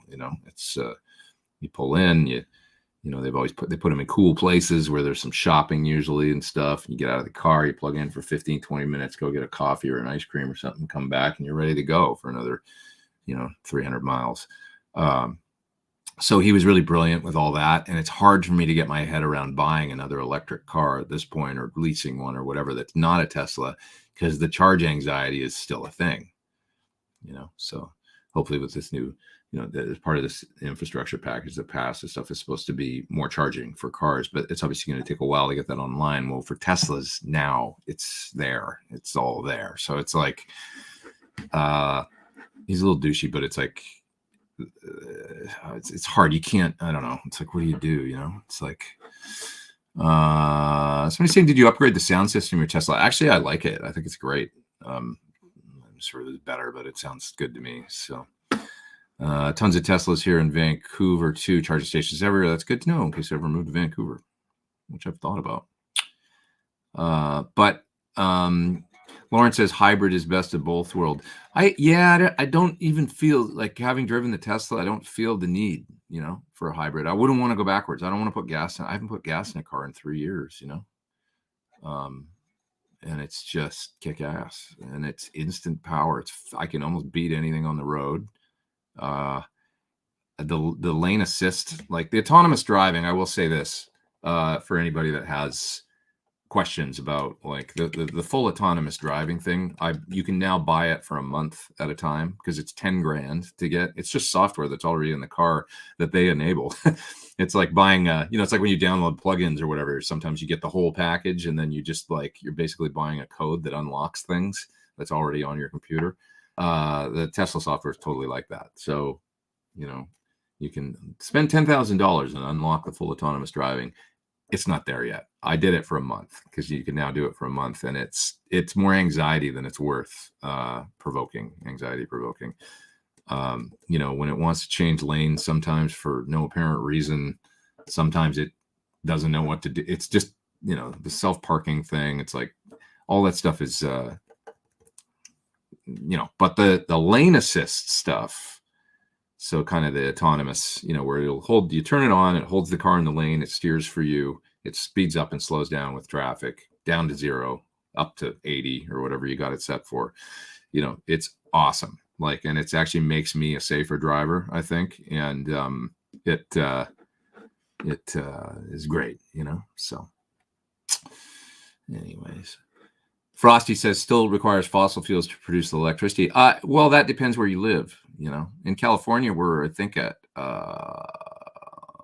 it's like really high. I would have to go check the number, but it's at least, I don't like quoting things if I don't know for sure, but we're at least at like 65% renewables now in this state. So it depends where you live,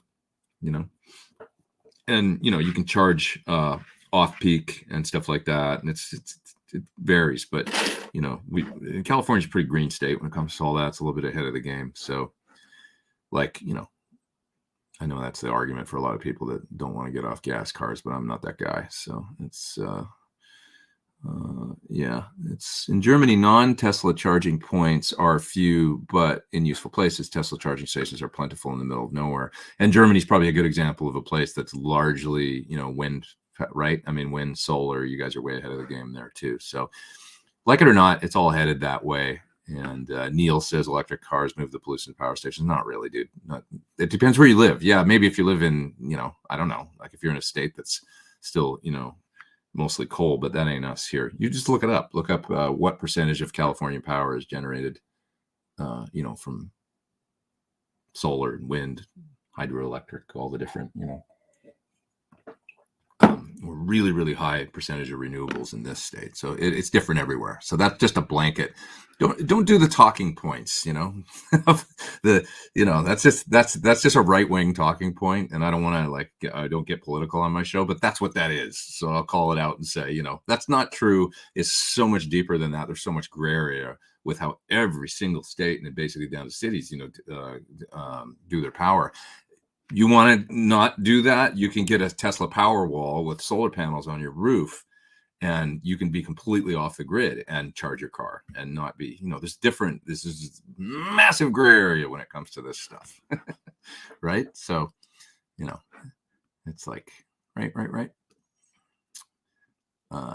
Which many of us, are excited about, I'm really excited about. Ben Tom says, where does the electricity come from? That's what I'm talking about. You can make it yourself at this point. If you're really like, all right, I want to do this, lots of my friends, Sir, he's got solar panels on his roof and he charges 2 electric cars, lots of folks out here are already like out of that whole, system. So, Ian says, I'll tell you what, not having to buy gas rules. I'll tell you right now. I remember the last time I had a BMW. I used to drive BMWs, like only BMWs. I had a 428i.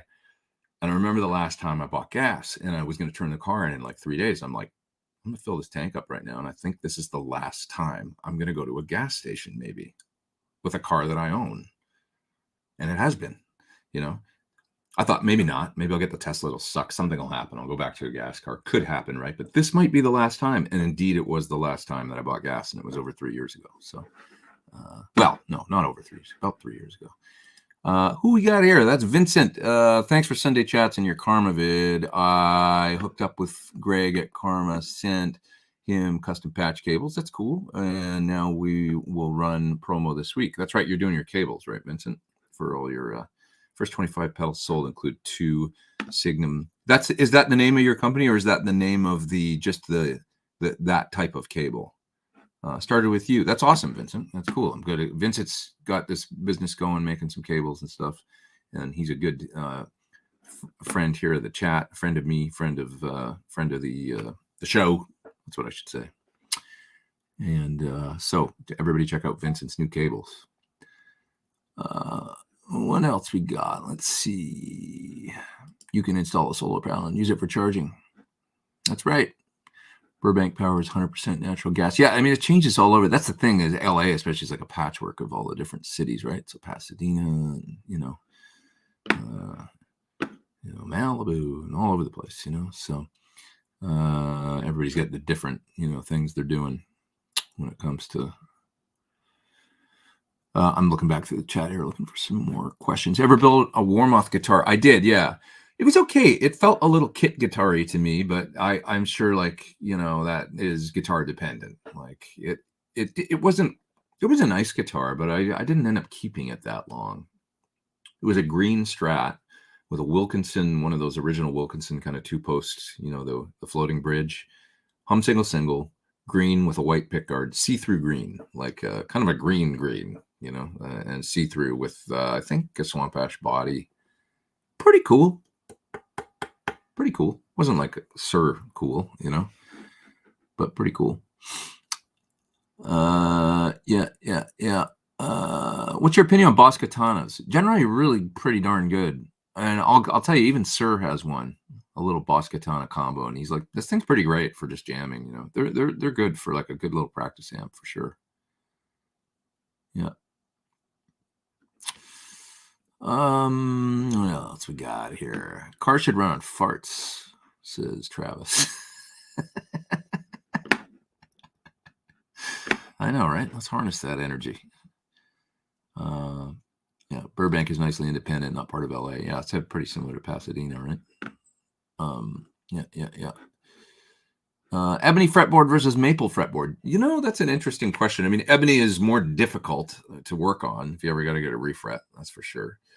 It can chip and stuff. It's a bit of a pain in the ass. But I've often wondered if folks could hear the difference, between the two, because they're kind of similar. They're both dense and stuff. I'm trying ebony on something pretty soon here. So I've got, other guitars like a Les Paul Custom and stuff with ebony. Yeah. So Tesla solar roof tiles. Yeah, you can do those. That's right. You do those and then you get the power wall and then it stores all the power from the, and then you can basically run your whole scene off that stuff as I understand it. Yeah. Any plans to go back on Tone Talk with Friedman? Yeah, I mean, nothing on the books right now, but I'm sure it'll happen. We have fun doing that. And sometimes they're really nice and they'll ask me, they'll get a cool guest, like when they had Bob Rock and they'll say, do you want to come on? And because I knew a lot of Bob's history way back being in the payolas and stuff in Canada. And so they're like, you might be a good addition to this. And I said, absolutely. So that was fun. So yeah. Friend of mine has a 73 Marshall Plexi. It was modded by Jose himself. That's cool. They don't have that much gain. Your Dakota, it's like by back then standards, I guess it was a lot of gain, but really it's a gain stage in front of a Marshall, which is BE 100 gain, PT 100 gain, gain stage in front of a traditional Plexi sort of gain. A lot of Soldanos and stuff are, where the 5150s are like sometimes another gain stage on top of that and another gain stage on top of that. So, at different points throughout the circuit. So Jose's are not as gainy as one might think. You kind of got to run them almost full tilt to get that sound that we think of as the kind of metal 80s sound or whatever. You basically have the gain like super cranked, and then they do that thing, but it's just kind of, in my opinion, the right amount of gain. Still love an old play. What they do, and Friedman said he was basically trying to get the sound of a cranked Plexi, like the Eddie Van Halen thing that everybody was going nuts for around the late 70s because he started doing it. How can I get that sound? But it was like so friggin' loud and difficult that it was like he was trying to just give people that level of gain, I think, but in a more controllable thing with a master. And he kind of did it. Like he kind of sort of nailed it out of the gate. They do sound really good, Here's a super chat question. Have you ever tried to negotiate a pay raise with an artist? Any advice on how to best do that without damaging your relationship with them? I'll just say one more thing about the Jose thing. Some of them do have this, and then I'll answer that. So some of them do have this SAT feature in them, which Dave also has on his amps, which is a Zener limiter thing. It's on the master volume, and it basically limits the signal, and it's like adding another sort of, it's almost like compression / I guess drive down it's not really technically an overdrive stage, but it has the feel and kind of the character of adding more gain, I guess, to the amp is the overall effect. That SAT feature that Dave called it saturation. I don't know what Jose would call it, but it's Zener limiting on the master. If you use that in conjunction with the gain boost on in front, it can sound pretty gainy at that point, but it's not really achieving it through gain stages. It's a different thing. It just makes it sound more metal, kind of. So there's that too. But I sort of agree with Dave. The best sort of sound that you get out of those amps is not with that enabled. It's just the gain stage in front, using the post EQ master, crank it up to it where it's making some power, and that just sounds epically good, Yeah. Who else we got here? Can we get a demo comparison with the Jose modded amps next to a Soldano mod, Friedman and Lee Jackson?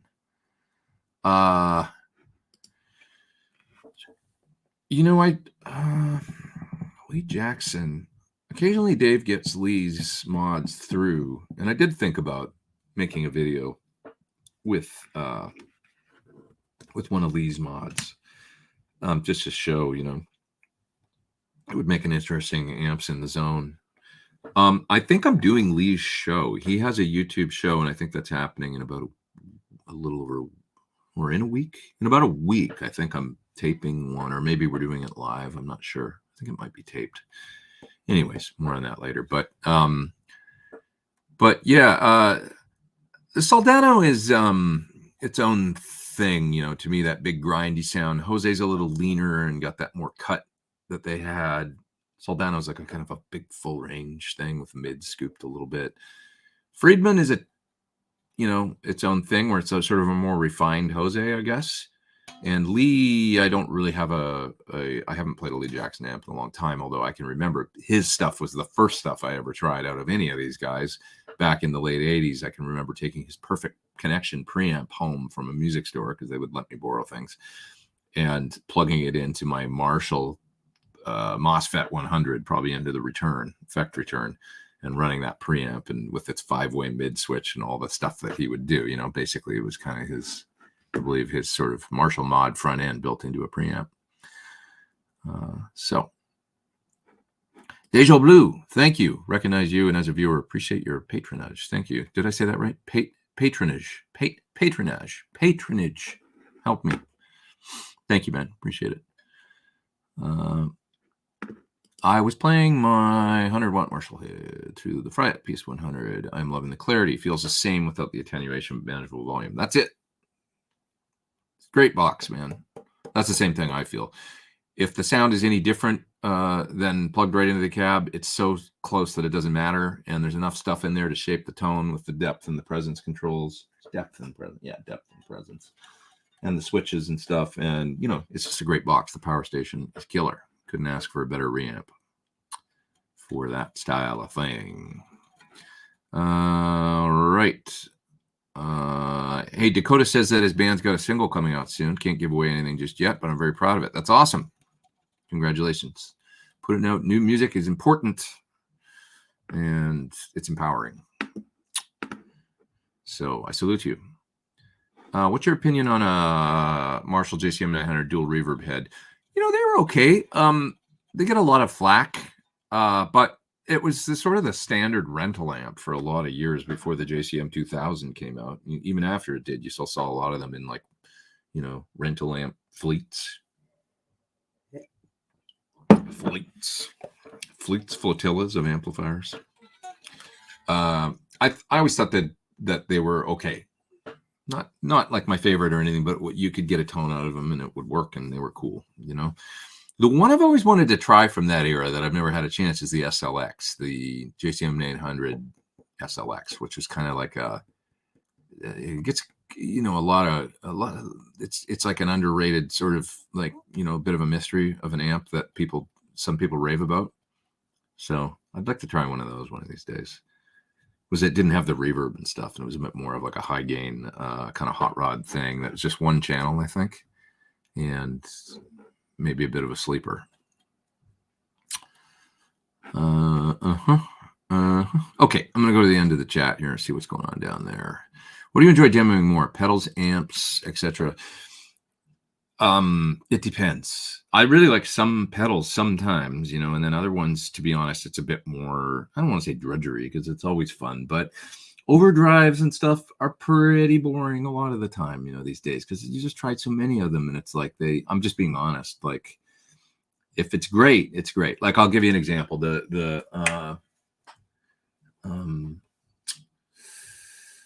the company that made the Tube Screamer? Starts with an M, Maxon.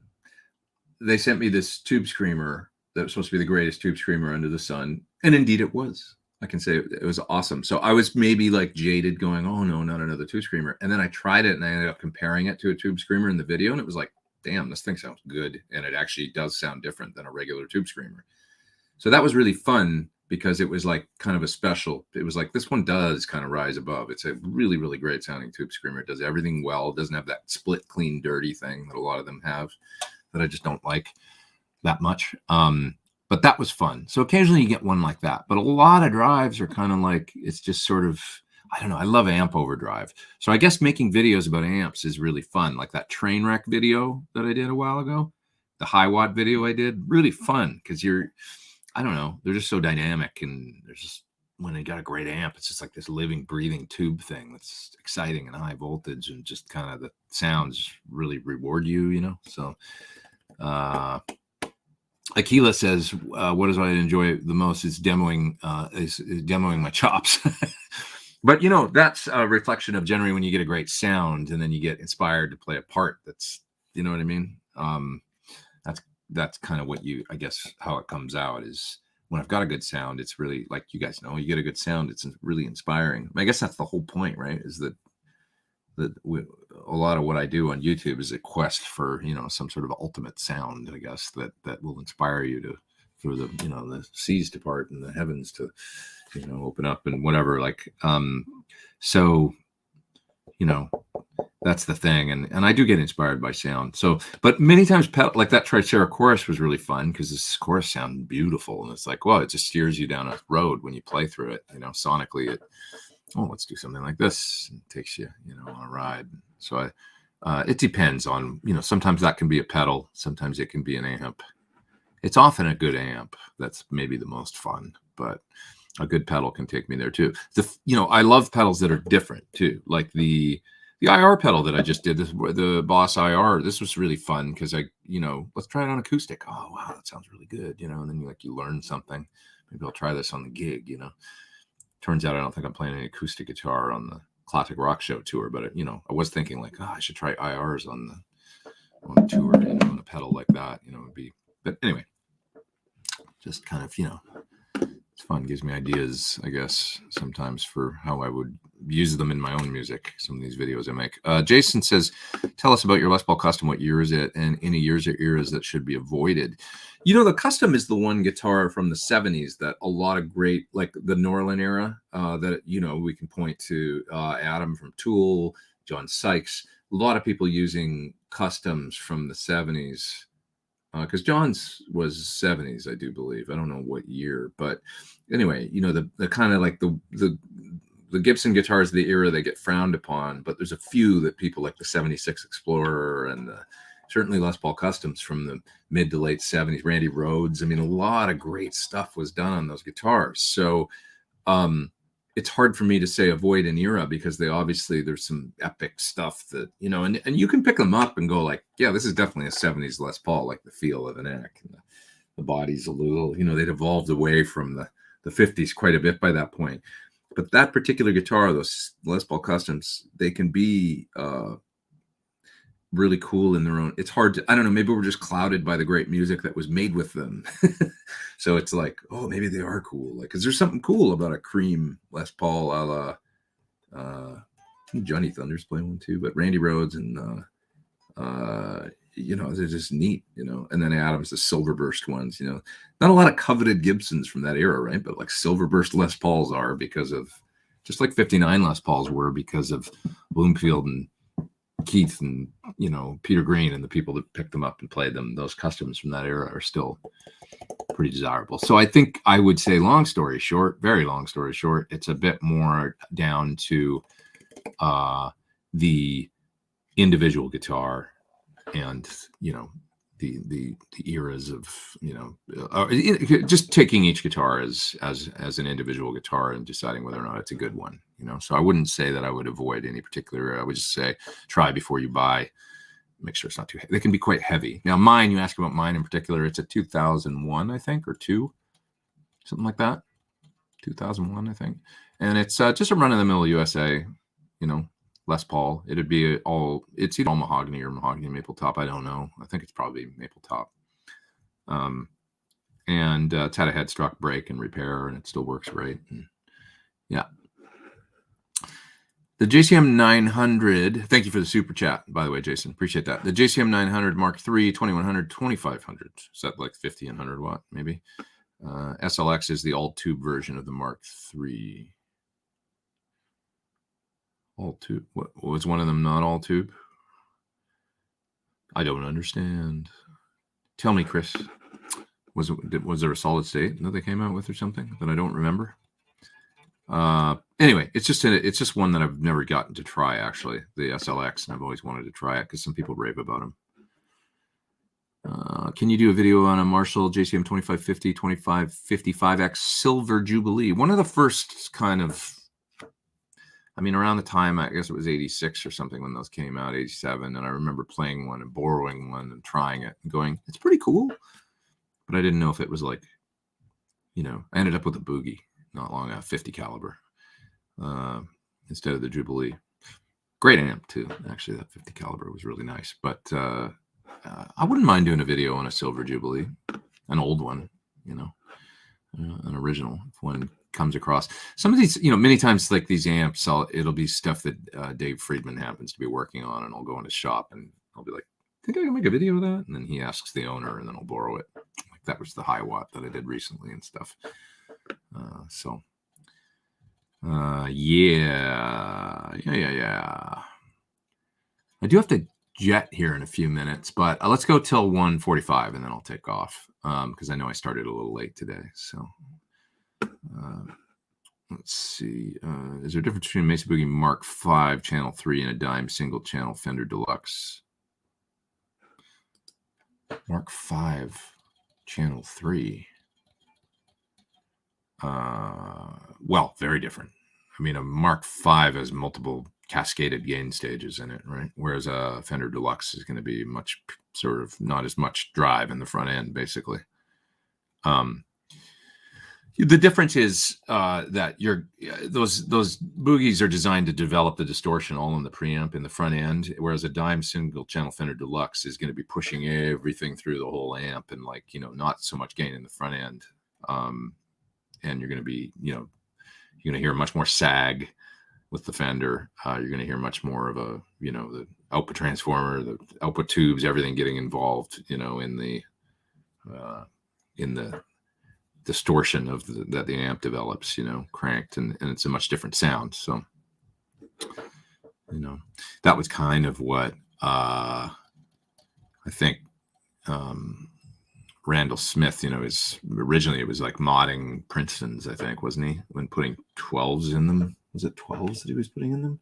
He was taking little Fenders and basically making, I think, cascading gain stages in the front end to make more gain, but sticking with the Fender EQ basically and stuff on those original Boogie mods. You know, he was really the original amp modder guy, I think.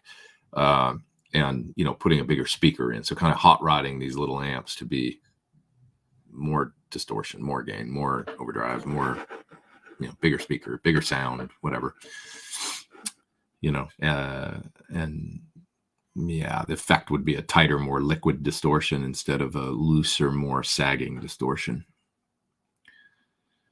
Yep. Thoughts on Tune Tracks Easy Mix for mastering plugins? Don't really know much about them. I did a video, I believe, 4 or 5 years ago using some of the Easy Mix, Easy Guitar stuff, but it's hard for me to remember. I remember it being very simple, you know, it's sort of like a very plug-in forget sort of thing, you know, but I'm a big fan of Tune Track. I mean, Superior Drummer 3 that's my go-to. So for drums these days. So I just don't know what's the latest with the, you know, it's been years since I looked at, you know, the Easy Mix, you know. Sorry, I was trying to highlight that one. Anthony Bruno, can you elaborate more on how you record? Specifically, are you sending anything up the middle, or is everything panned for stereo? Oh no, many times I mean, bass is up the middle. Drums, I don't hard pan. I mean, drums, I kind of, you know, I mean, sometimes, depending if it's Easy Drummer or whatever, and I've just, you know, I guess there's probably sometimes things hard pan. But generally speaking, if it's a kit, I've gotten into the habit of not making the drums super wide because it takes up a lot of space in the speakers in the outsides of the, you know, that can be for guitars. Like when you hard pan guitars, it sounds real fat. If the drums are a little tighter in the middle, it's not so washed out. If all those cymbals and overheads and everything are going on in the speakers and then the guitars too, it can be like a lot. But you bring it in more like a stage, you know, like more like when the guitars are out further and the drums are in the middle. And yes, there's a bit of an image there. Maybe, you know, you expand it a little bit more than you would on a stage, you know, but you don't want the toms to be like all the way when the guy does a roll. A little bit, you know, and but bass right up the middle, lead guitars. So with lead guitars, many times I'll pan, maybe not totally hard pan, but sometimes totally hard pan, but maybe not totally hard pan, my rhythm guitars. And then if I've got more guitar parts going on that are kind of auxiliary, I'll tend to bring those in a little bit. And then lead guitars, if I've got like if one's answering another, and if it's just one solo, I'll tend to pan it up the middle and then do some sort of maybe a little bit of a stereo split using harmonizer or something, or maybe a little bit of stereo delay, maybe a mono delay. If the rhythm guitar parts are busy in the outsides, and then you got a solo up the middle that's maybe ripping and stuff, if you put a delay on that's stereo, it's too much going on. So I'll tend to leave a mono delay on the guitar then, and just be right up the middle. And that just sounds clearer, and you can hear everything better. It still sounds stereo because you got rhythms going on, right? Doing their thing. So this is all depending on the track and how busy it is and stuff, and what kind of space you're trying to fill. If I've got a guitar part that are either harmonies or maybe one plays and then another one comes in, sometimes I'll pan those out just like 6% this way and 8% this way. So it sounds like two guys on stage that are playing off one another with their amps just on either side of the drums or whatever. So I'll always sort of do those types of things, you know. Fret Level Midnight says, I'd be all over a Brian Wampler, Pete Thorn live. I would love to do that. I'd love to talk with Brian. We should put that together. I've never done that. That would be cool for sure. JCM 900, thanks, Chris, didn't have to do the super chat again, but that's nice of you. Thank you. Dual Master Volume S, clipping diodes, like, oh, I see. Clipping diodes like the dual reverb, the SLX, an extra preamp tube. That explains everything. Straight up tube gain. So, okay. I do want to try that one at some point, the SLX then. That sounds really interesting instead of the diodes. Yep. Okay. Have you ever fallen asleep in that chair working late at night trying to get videos out? Yes. The chair actually goes back, and I can get just enough recline to have a nap without like drooling on myself or falling over. It's great. I take naps, man. Sometimes I do. Like, you know, when you, especially video editing, it's like I find sometimes mixing, it's either mixing or video editing where I'm like, you know, and then you're like, all right. And then I can do like 5 minutes or 10 minutes and wake up and I'm good. I'm a big fan of the nap.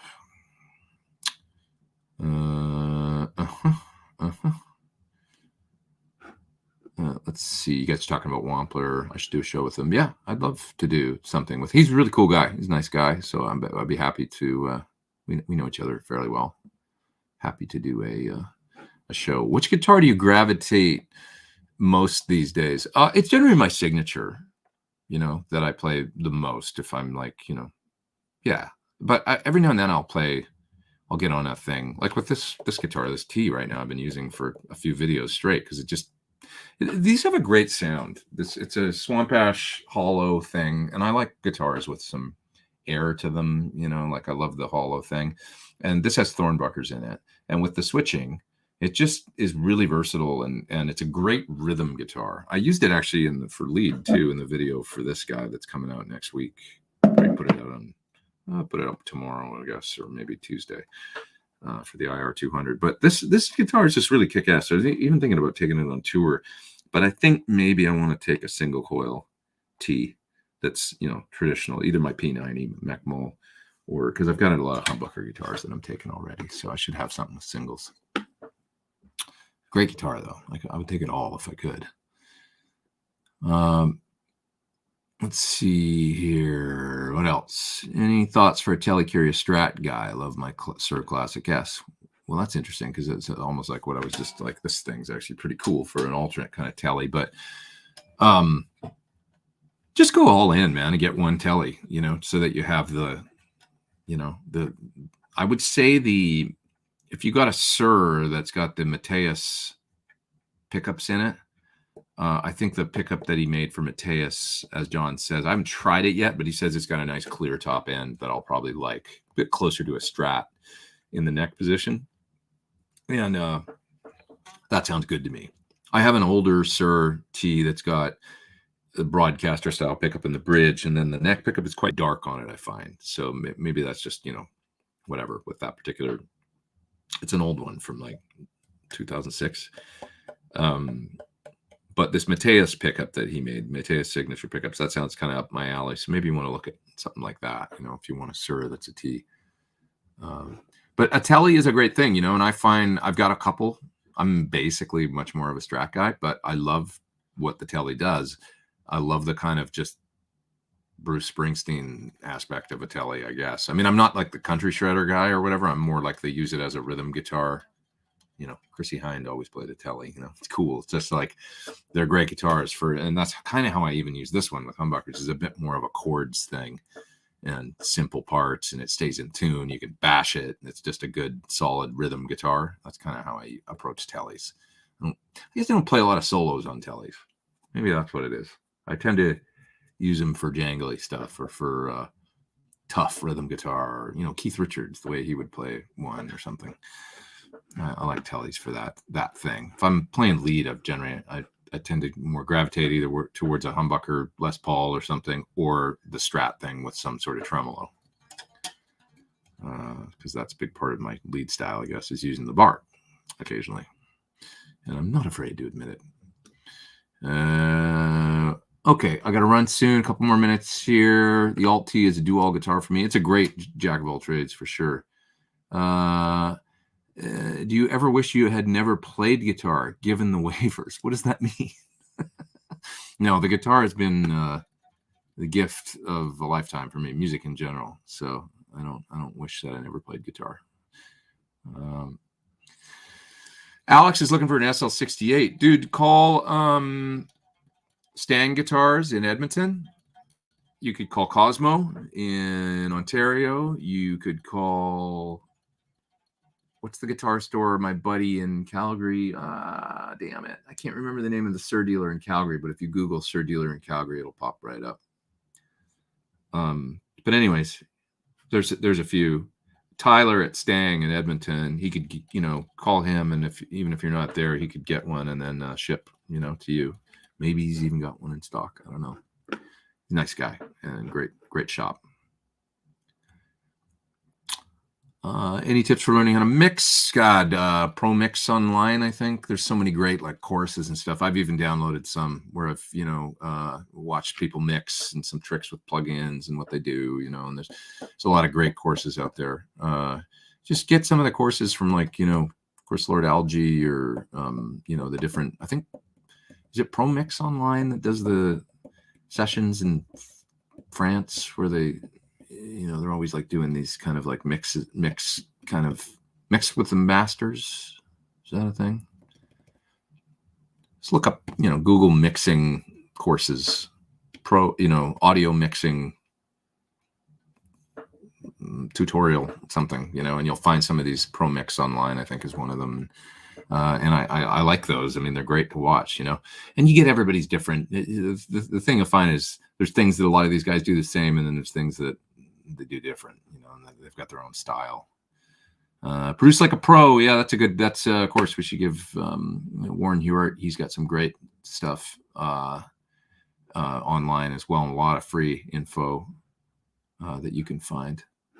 Not in any L&Ms. That's Sir in Canada. No, I don't believe Long & McQuaid is a Sir Dealer, but I could be wrong. You know, I just don't think they do deals sometimes with different, you know, as sign on people as dealers, and I wouldn't know about it, you know. But in Canada, Cosmo's a big one out in Ontario, you know, and yeah, of course they send stuff everywhere.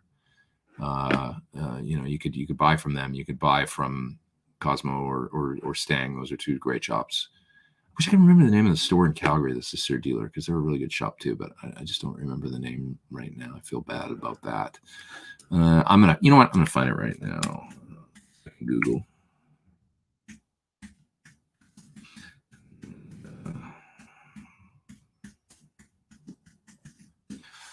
What is the name of the shop? Oh man, is it Guitar Works? I think it might be Guitar Works.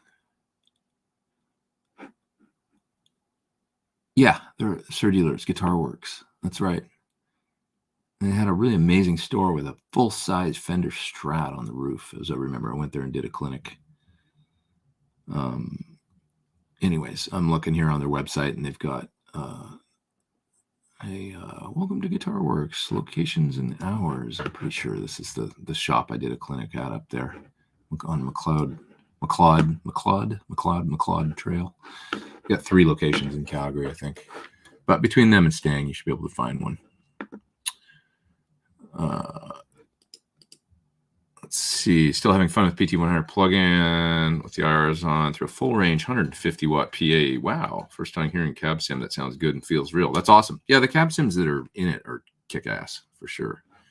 West Coast Guitars in Vancouver is a Sir dealer. I'll have to visit there. I'm going to take a trip up to Vancouver, I think, in the spring. So I have to go check out that place. But maybe I can even do a clinic while I'm up there or something. I don't know. I'll look into that. But dude, Guitar Works. Yeah, Guitar Works. That's the store. That's it. Yeah, between those shops, you should be able to get an SL68 up in Canada.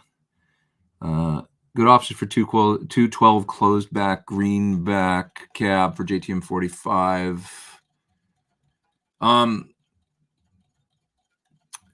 You know, there's not a lot that are 212 greenback cabs because you're getting like sort of close to the hairy edge. I mean, you should be okay with the JTM 45. They're only about 30 something watts. So, but if you can't find one, I would just get like a Mojo or something and then buy the speakers from them and have them load it and send it to you. You know, look at Mojo. You could probably get one that suits the look of, you know, just order the Tolex you want with the grill cloth you want and all that stuff, the speakers you want. Mojo, I would say. Yeah, you ever been to Stang Guitars in Edmonton? Yes, I think I've done. Did I only do one clinic there? I think I just did one clinic there, but I did a clinic that was really fun there in my hometown. There's about 100 people. It was awesome. It was fun. Did my whole like recording a track in the clinic thing, and you know. And I know those folks quite well. They're real cool. Are you using a compressor for leads or just for clean sounds? I rarely use a compressor for leads unless it's kind of a lead clean thing, in which case I do. And I did it actually in the video for this that's coming out this week, where if it's kind of more of a, you know, driven AC30, but I just want a bit more sustain than the amp has, I'll hit I got the Andy Wood woodshed compressor from Sir. I love it. I'm using that now on my board. Really great. So occasionally, you know, that, or sometimes I'll do the compressor in conjunction with the Unit 67 on my board, which is also a compressor and a boost. And sometimes with the Jan Ray, the compressor can sound nice. So for like smoother sort of lead stuff, you know, that's not Marshall, I might do it. Generally though, I'm doing the Marshall lead aggressive thing, boosted, you know, and I'm using the compressor for clean mainly, I would say. Yeah. Here in the Netherlands, you don't want to go to a music store, but what about that awesome store you have called the Fellowship of Acoustics? Come on, that's a beautiful shop. Even just to visit and hang outside and look at the stream and the you know, it's gorgeous, like the setting and the big beautiful rooms they have in there, and you know, where you can go play acoustic guitars, and it's like this old, it looks like an old house. That's it's amazing. You know, really nice. Yeah. Okay. Anybody else? Anything else?